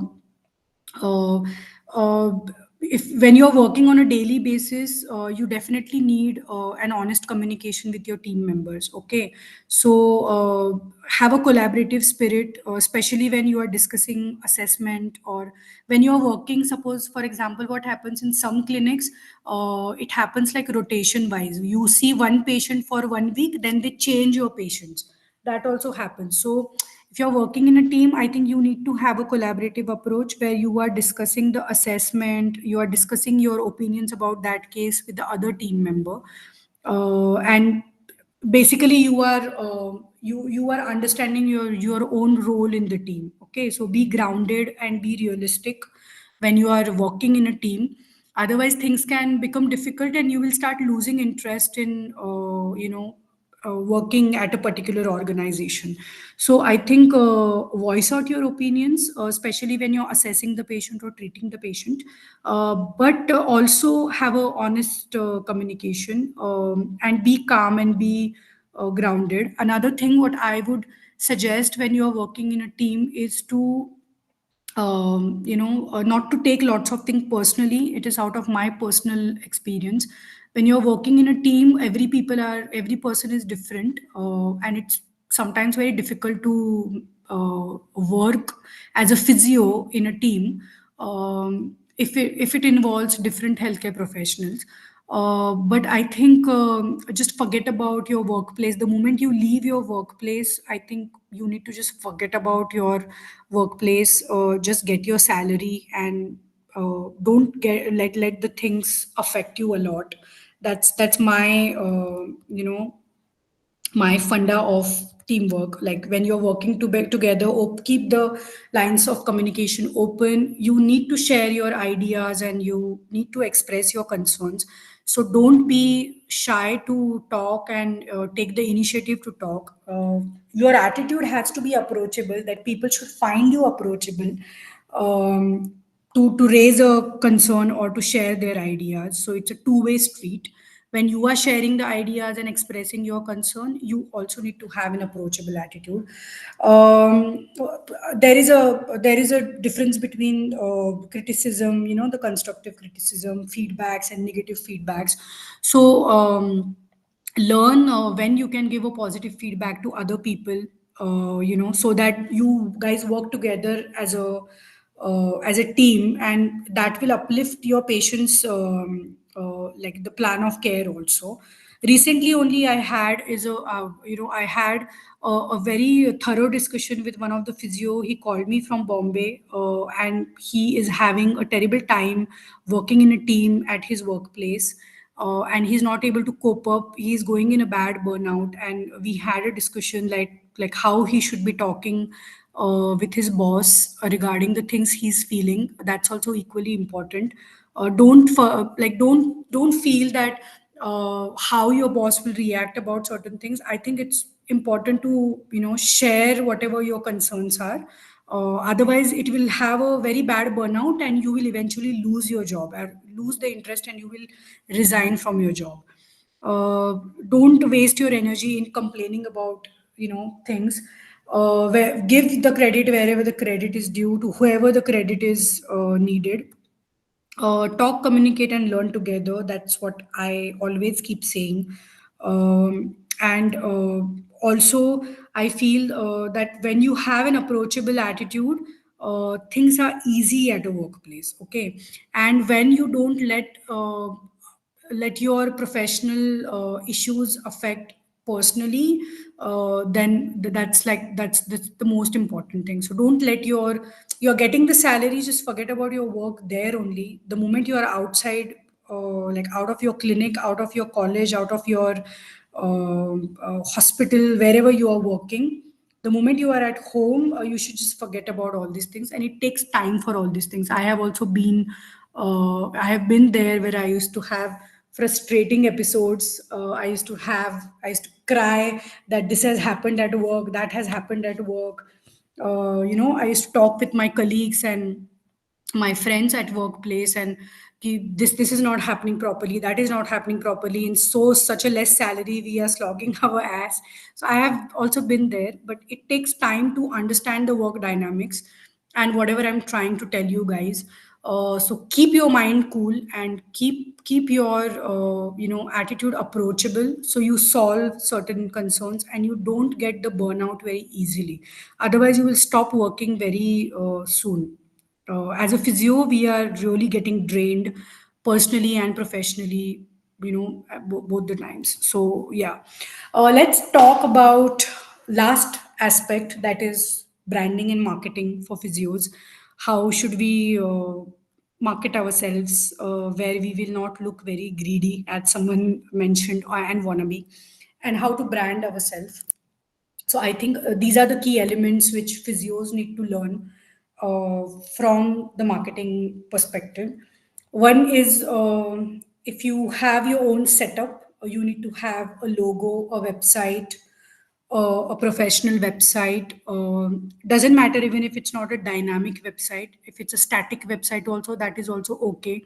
If you have your own organization, you need to have a logo and a website as a part of your branding and marketing. For professional physios who are self-employed or who are probably working under some organization, I think what you really need is a social media profile. um, Social media doesn't mean Instagram, okay? It also comes, like the LinkedIn also comes in that.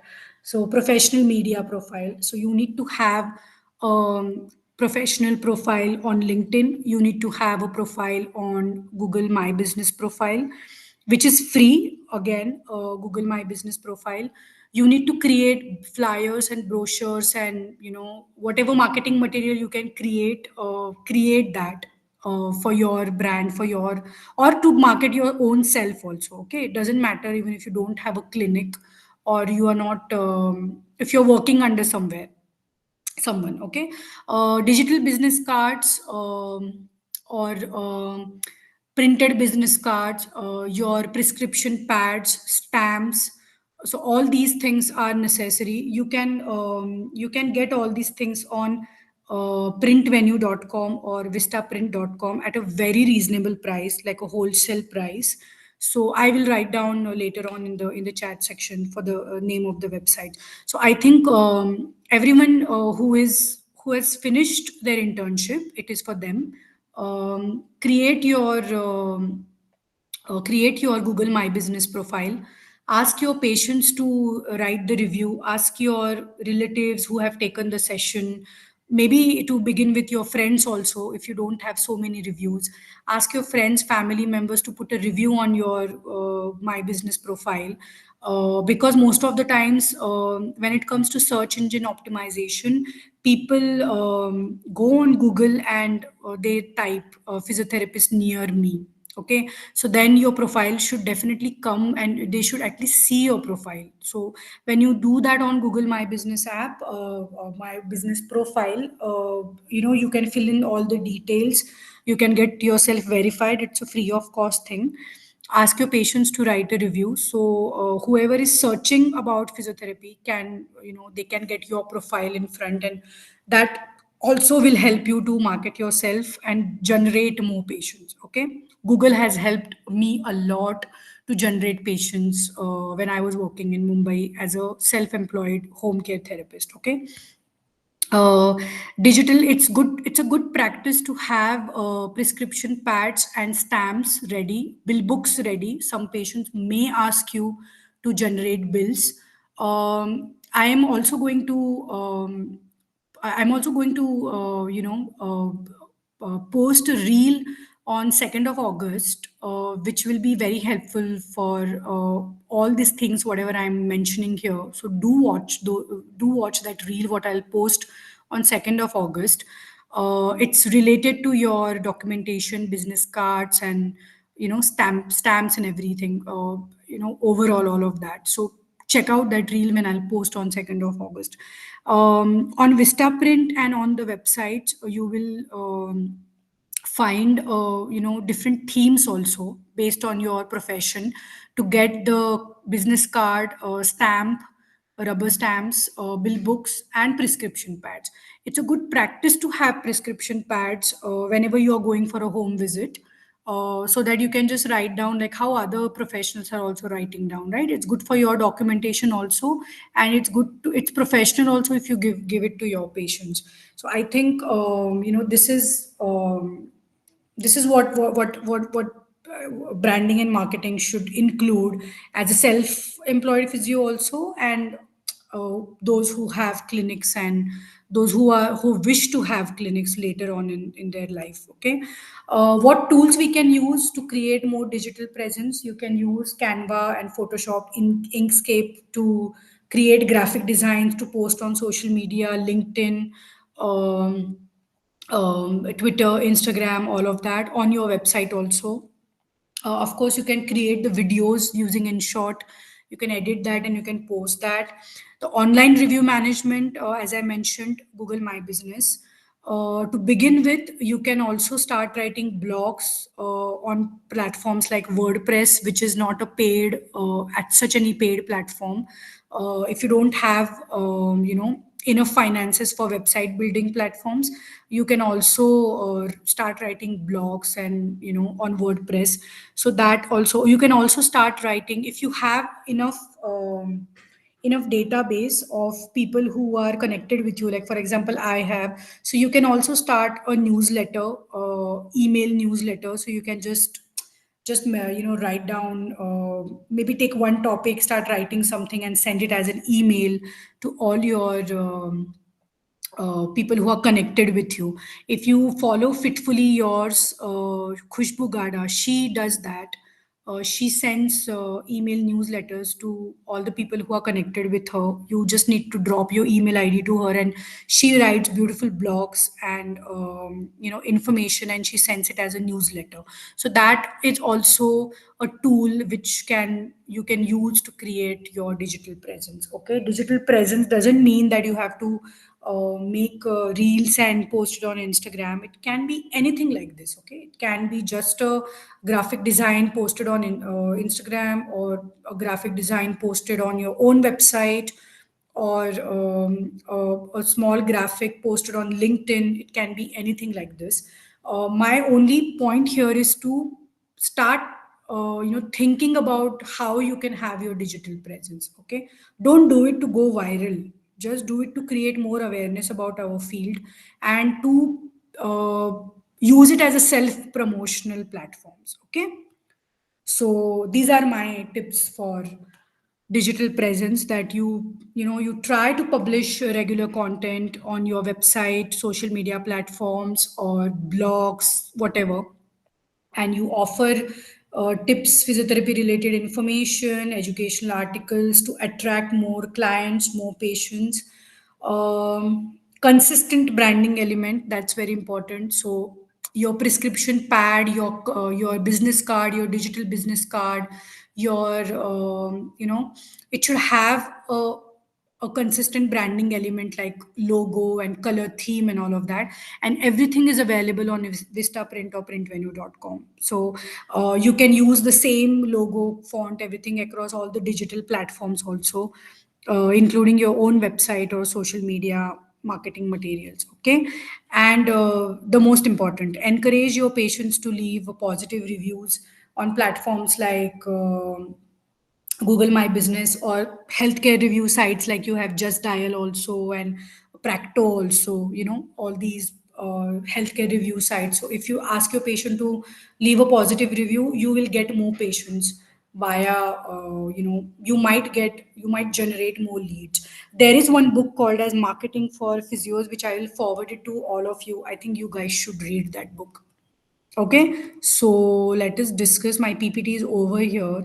This is what I could really, this is what I could really, what do you say, Uh, uh, I could Hi, ma'am. discuss. Yeah. I wanted to discuss about like what I have experienced during my interviews is like after clearing an interview, like some good hospitals and good clinics which are running like really good, they just tell you ki ha kal se aa jana. No, I'll see you on Monday. Just join on Monday. There's no professionalism in our physiotherapy setup as sending an offer letter, or like and even if you're resigning, or like they say very randomly ki acha abhi kal se zarurat nahi hai to kal se nahi aana. So like what do you think about it? Don't you think like offer letters are really important for us to join in It is social. must to have Everything. document, if you, I think it's our right also to ask for an offer letter. So when you are joining the, if you're Yes. joining organization, at least put in a word there that can you give me an can you give me an offer letter, or can you give me an appointment letter? At least put in a word if it's a local clinic. I know when things are very local, it just doesn't happen. Nobody gives you No, appointment. and I think it's also that our physio students, even interns, they just don't know that they have to ask for it.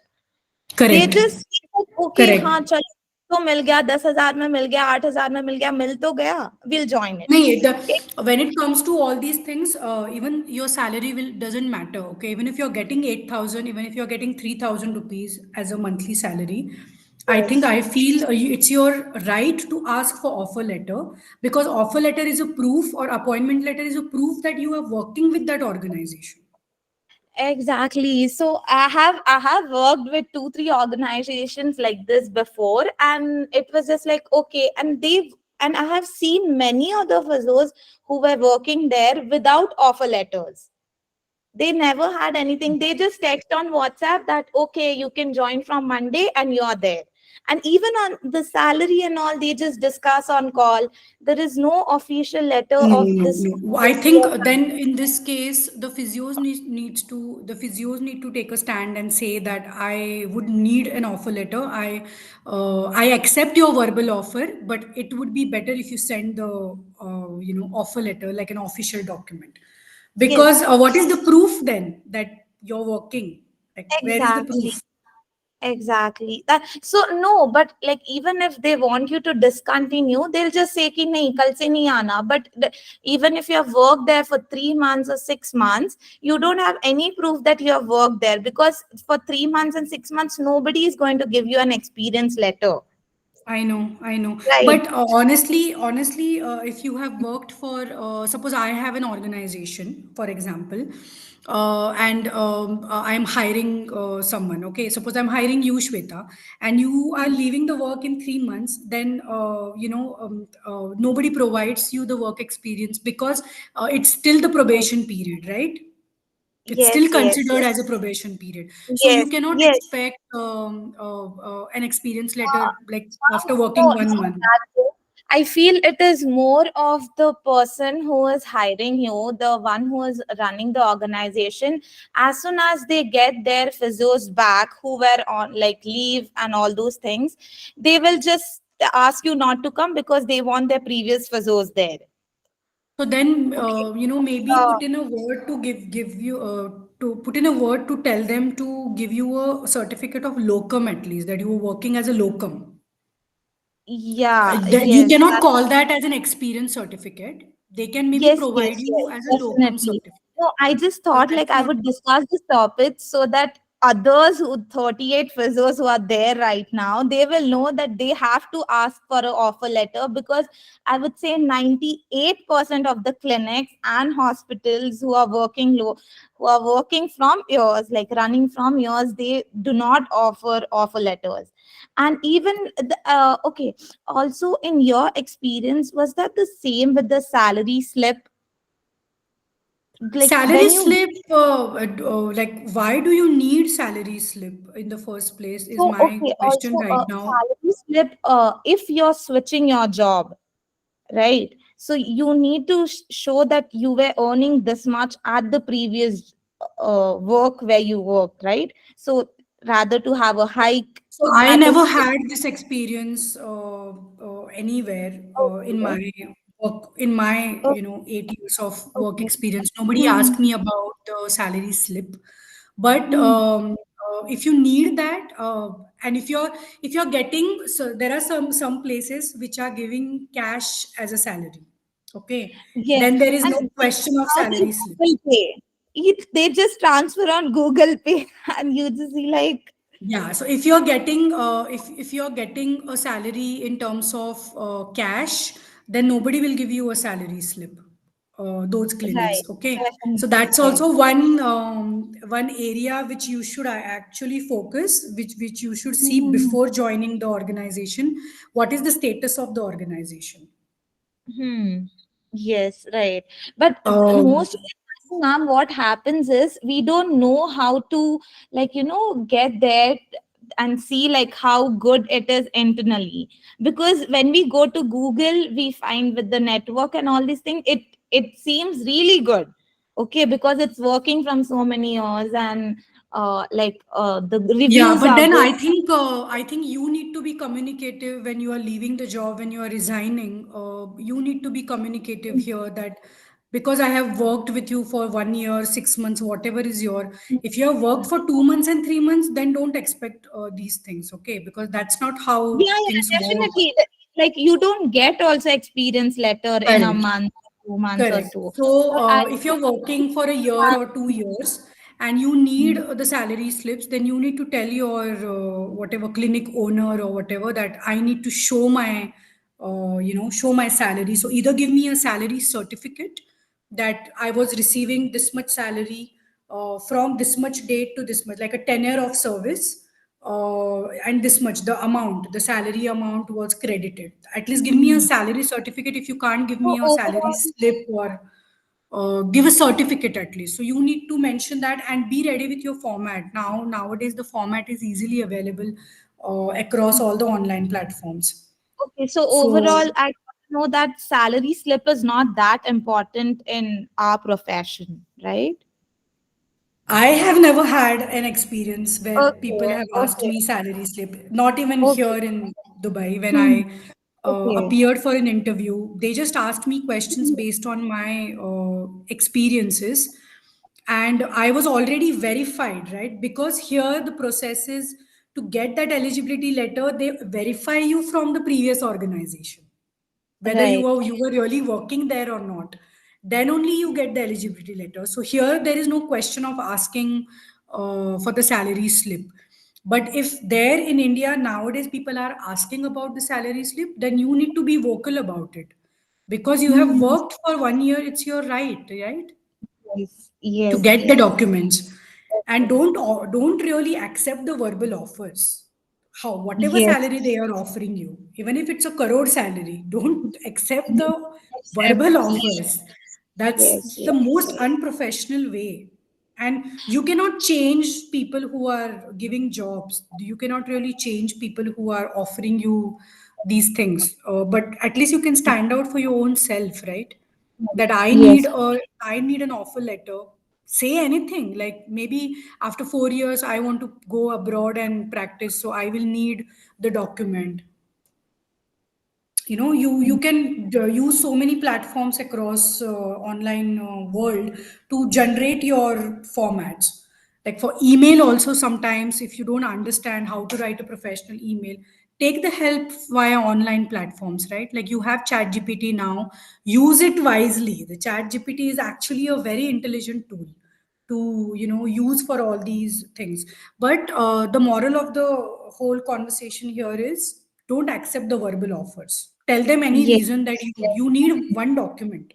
It can be anything, like one line also, that Dr. So and so, like for example, Dr. Pallavi is appointed as physiotherapist from so and so date. That's it.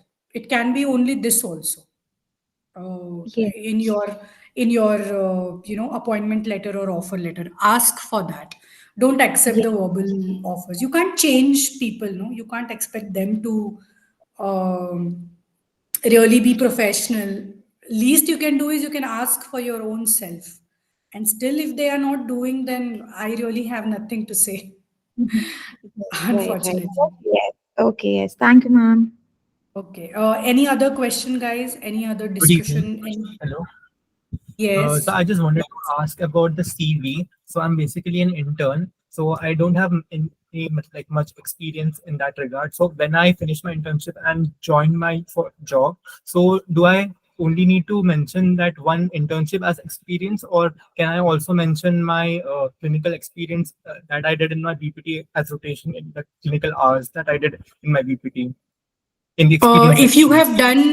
If you have done anything like volunteer for any camp, you have done any volunteering for marathons, anywhere, from your college also, if you have been sent for volunteering anywhere, you can mention that as an experience in your CV, because you are new, right? You are just finishing your internship and you're just coming into the stepping into the clinical world, so you can mention that as an experience, but don't write as an work experience heading, because that's not your work experience. Okay, let's find a better heading for you. Let me also think about it, because that's not your And work experience. yes, and I have applied for one patent and one copyright, but it's not yet approved yet. So can I mention that in the CV if we have any No, article or once it is improved, because it's a patent, dear, it's not something like a publication, right? It's a patent. So, patent copyright, once, if it is approved, then only you can mention that. what about publication and articles? Is it the same for that also?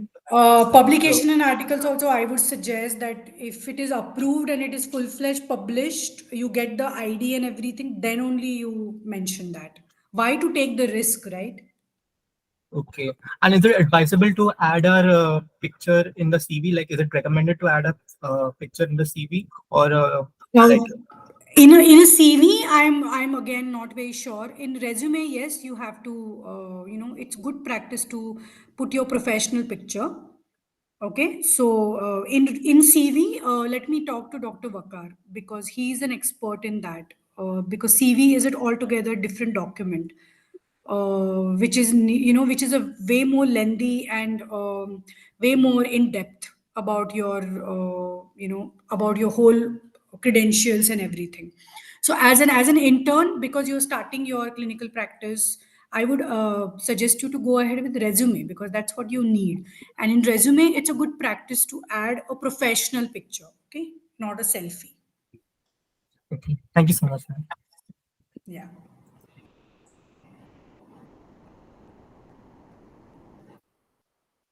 Yeah, there are. You can use ChatGPT for formatting a formal communication. Absolutely. For writing your emails, for making a cover letters, or to give a format. If your organization is not providing you with the offer letter, they don't have the format. They don't have the format for appointment letter. You can always take the help of ChatGPT. I'm going to share my resume to all of you who attended today. I think please just give me a ping on WhatsApp. I don't want to share it on the group, because there are other people who have not joined from the group, right? So I don't want to post my resume there on the group. Whoever needs my resume, just give me a ping on WhatsApp. I'll share it with you on WhatsApp. I have a PDF format of that, so you can just go through that. Don't copy everything exactly. Okay, as I said, you will get a better format on on your Canva app.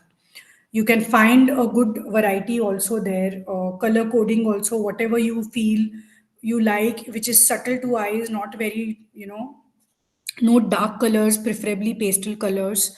When you're creating your CV, it should look pleasant and aesthetically good when an employer or a recruiter is reading it. Okay. Is there any question or anything you want to discuss, or shall we wrap up? Ma'am, Advices to interns. Yeah. ma'am, there are many people who even work during their internship period. I'm not very sure if it's legal or illegal, but is that It's definitely not legal. It's definitely not legal unless they're working as an intern. I have heard that there are clinics or places who are hiring interns as interns. Okay. So if they are working officially as an intern only there, then, that's a different thing. But if you're working as a physiotherapist, under the tagline of physiotherapist, then it's not legal. But then nobody is there to stop Ojaswini. There are people who are in second year and they are doing visits. So how much you can stop also? Like, it's something, the illegal ways of working are happening everywhere, and you really, I think it's our own integrity. It is it's totally based on your own thinking and your own integrity. If you don't have that much ethicality and integrity, you can't really do anything. but ma'am, That's a very intern goes through the hospital for a home visit That's what and I'm he sees. saying. So through the hospital, if they're working as an intern, because in internship we treat patients, right? Whatever patients are coming to our organization, to our university, college, we treat them as an intern. So if they are going anywhere as an intern via hospital, via their organization, that's fine. Then it is not something personal that the hospital needs to understand and take the responsibility for. Okay, then it's okay. Then there is no problem if you're doing that during your internship. But if you're taking private cases and if you are internship is still fine. Okay, if you're taking private cases, I will still tolerate that. But there are people who are in their second year and they are taking private cases and they are getting money also for that, which is a absolutely wrong practice. Absolutely wrong practice. What if your patient goes through anything during your session and then get to know that you are not even you're not even a full-fledged a degree holder, you're just a student. People don't think about all these things. Just take one example. You are suppose you have taken a case of anything, for example frozen shoulder, and you are in second year and you are treating that patient. Unfortunately the patient gets cardiac arrest or heart attack during the session. Okay, not related to your session otherwise, or get a respiratory attack during the session not related to your session. It's not happening because of you. But what if it happens in front of you and you are not even in a position to help or to create a better safe environment for your patient because you don't know anything about it. You are a second year student. So it's illegal, honestly, and the repercussions can be very bad if you start doing that. Anything can happen with your patients, right? So as a professional, I think it is our responsibility. It's our own integrity that we need to understand that during our third year, second year, we should not see patients. We should see patient once we get an official document. That at least that will save you to some legalities if it happens, if at all it happens. So I think in our practice, medico legal things are very bad, like literally very bad. But what to do now? We need to tolerate all these things because there is no regulatory body to handle all these things. Pradnya, I am really confused about the BLS and AS. Where are you located? Which city you are located in, Pradnya? I'll find it out and I'll tell you which are the Pune. No, I'll find it out and I'll let you know. Maybe you can talk to Abhishek Parashar. He will probably know where you can get the BLS done. BLS is definitely very crucial because anything can happen. We are exercise prescriptioners, so during our session, anything can happen. So I think we must have the BLS knowledge, have the BLS certification, and update it also because it comes with a validity. Can we, as an intern, post or make content regarding the knowledge we gained in bachelor's? Yes, there are. I have seen people who are in their first year and second year, who are doing content creation. So, who are you're talking about internship? There are people who are in their third year, final year. They have their YouTube channels and they're posting. As long as you're posting relevant information or ethical information, it's good. You can do that under whatever whatever you can post the knowledge. You can post basic information. There is nothing wrong in that. IASTM workshop, I don't think so. It should be added in the resume. It's my personal opinion, okay? I'm not very sure. Like IASTM practitioner, that's what they write, right? I'm not someone who endorse that a lot. So I don't think so that that can be mentioned in the resume. Not very sure. I'll also ask someone who has done that and probably check the resumes of other people. Ma'am, I have a doubt. Yeah. You're Yes, not see, for audible. the ergonomics part, when we can mention ourselves as ergonomist? You get a course on that, right? As long as I know, not a workshop. You get a course. I think you Okay. speak with what is his name? He's a Delhi-based practitioner Nitin, who conducts the workshops. Nitin Dhar, sir. Nitin, sir, yeah. So you can speak Uh, with Nitin because he has done that course and the specification, right? So I think you okay. must talk to him. If you're taking his course, like his Hmm. workshop, then I don't Hmm. think so. You are working as a, like, you can put like you are a certified, ergonomist or whatever. I think Yes, you yes. need a definite course for that. Maybe you can speak with Okay. him. Okay, sure. Thank you. Once you do that course, you get the proper tagline of official thing. Then that you should post in your resume, not something with which you have taken as a workshop. Okay.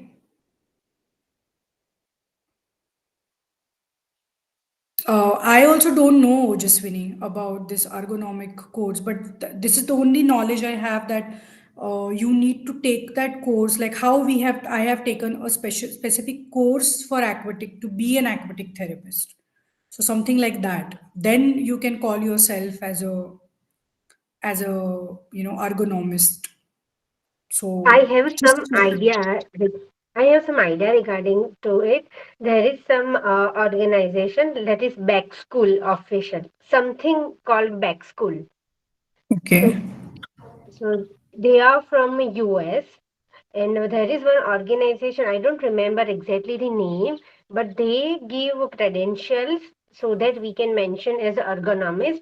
But in India, I have no idea that is there any exact regulatory body that we can do some course and add the Correct. degree. Yeah. Correct. So even if you are doing for any other organization also, like how you have mentioned, you can mention if you have done from a whatever recognized body, recognized regulatory body, if you have done something, you should mention that, like for example, NDT, like it's a regulatory body in Canada which holds these courses across the globe, and she comes as an instructor. PNF and NDT in India, it happens in Hyderabad. Sunil Reddy, he organizes that. Offlet not happening post COVID, they are not coming to India, but they might come in the next year. And NDT is, I think, a 6 week course. And PNF is, I think, 11 days course. PNF, you have level 1, level 2, level 3, and it happens not all together. So you do level 1 and level 2 together. Then you practice as level 1 and level 2 practitioner, and then you can apply for level 3. There is a criteria for that. Everything happens at Hyderabad. They even the sensory integration also they organize uh, at Hyderabad, which comes like from a regulatory body. The instructor, they give you proper certificate and licensing. What you say, an NDT certificate also you have to renew it every year,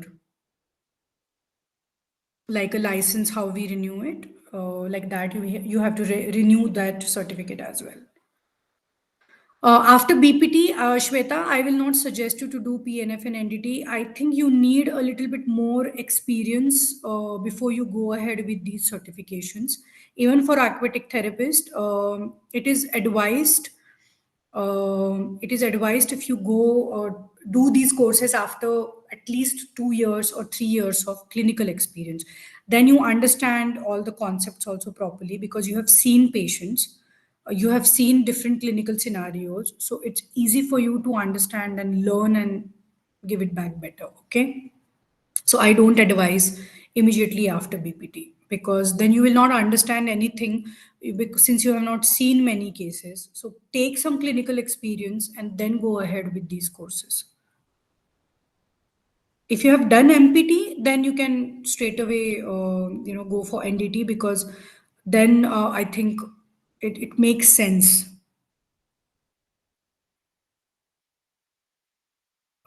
Salary range for MPT pass out fresher in hospitals, it is around 25 to 30K. I don't know if that is more now, but it is in the range of 25 to 30K for the hospitals. And academics, last time when my one of my junior was working in academics immediately after her MPT, was around 45 plus.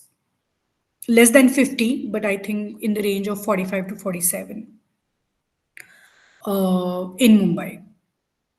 Okay, and again, the hospital, it depends which hospital you are working. Some of the good hospitals are also not paying very well, like Bombay Hospital doesn't pay well, even to MPTs. So, in Bombay Hospital, I think the pay is still 20, like 15 to 20,000, I guess, for the freshers. So it depends, okay? Uh,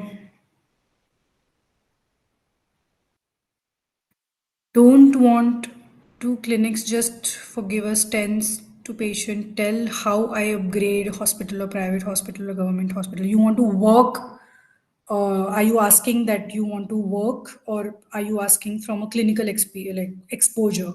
You're talking about what?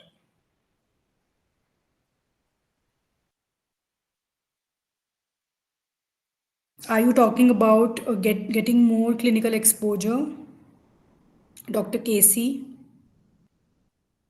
Clinical experience, right? So if you really want to take the clinical experience, you will get better clinical experience in the hospital only. Definitely acute care, private, government, doesn't matter. Hospital will give you a better clinical experience. You will see better number of patients there, and different patients there, compared to the clinics, because clinic is more for a subacute rehab, right? So when you see an acute care experience, if you're getting an opportunity, you should definitely go and take the hospital opportunity first.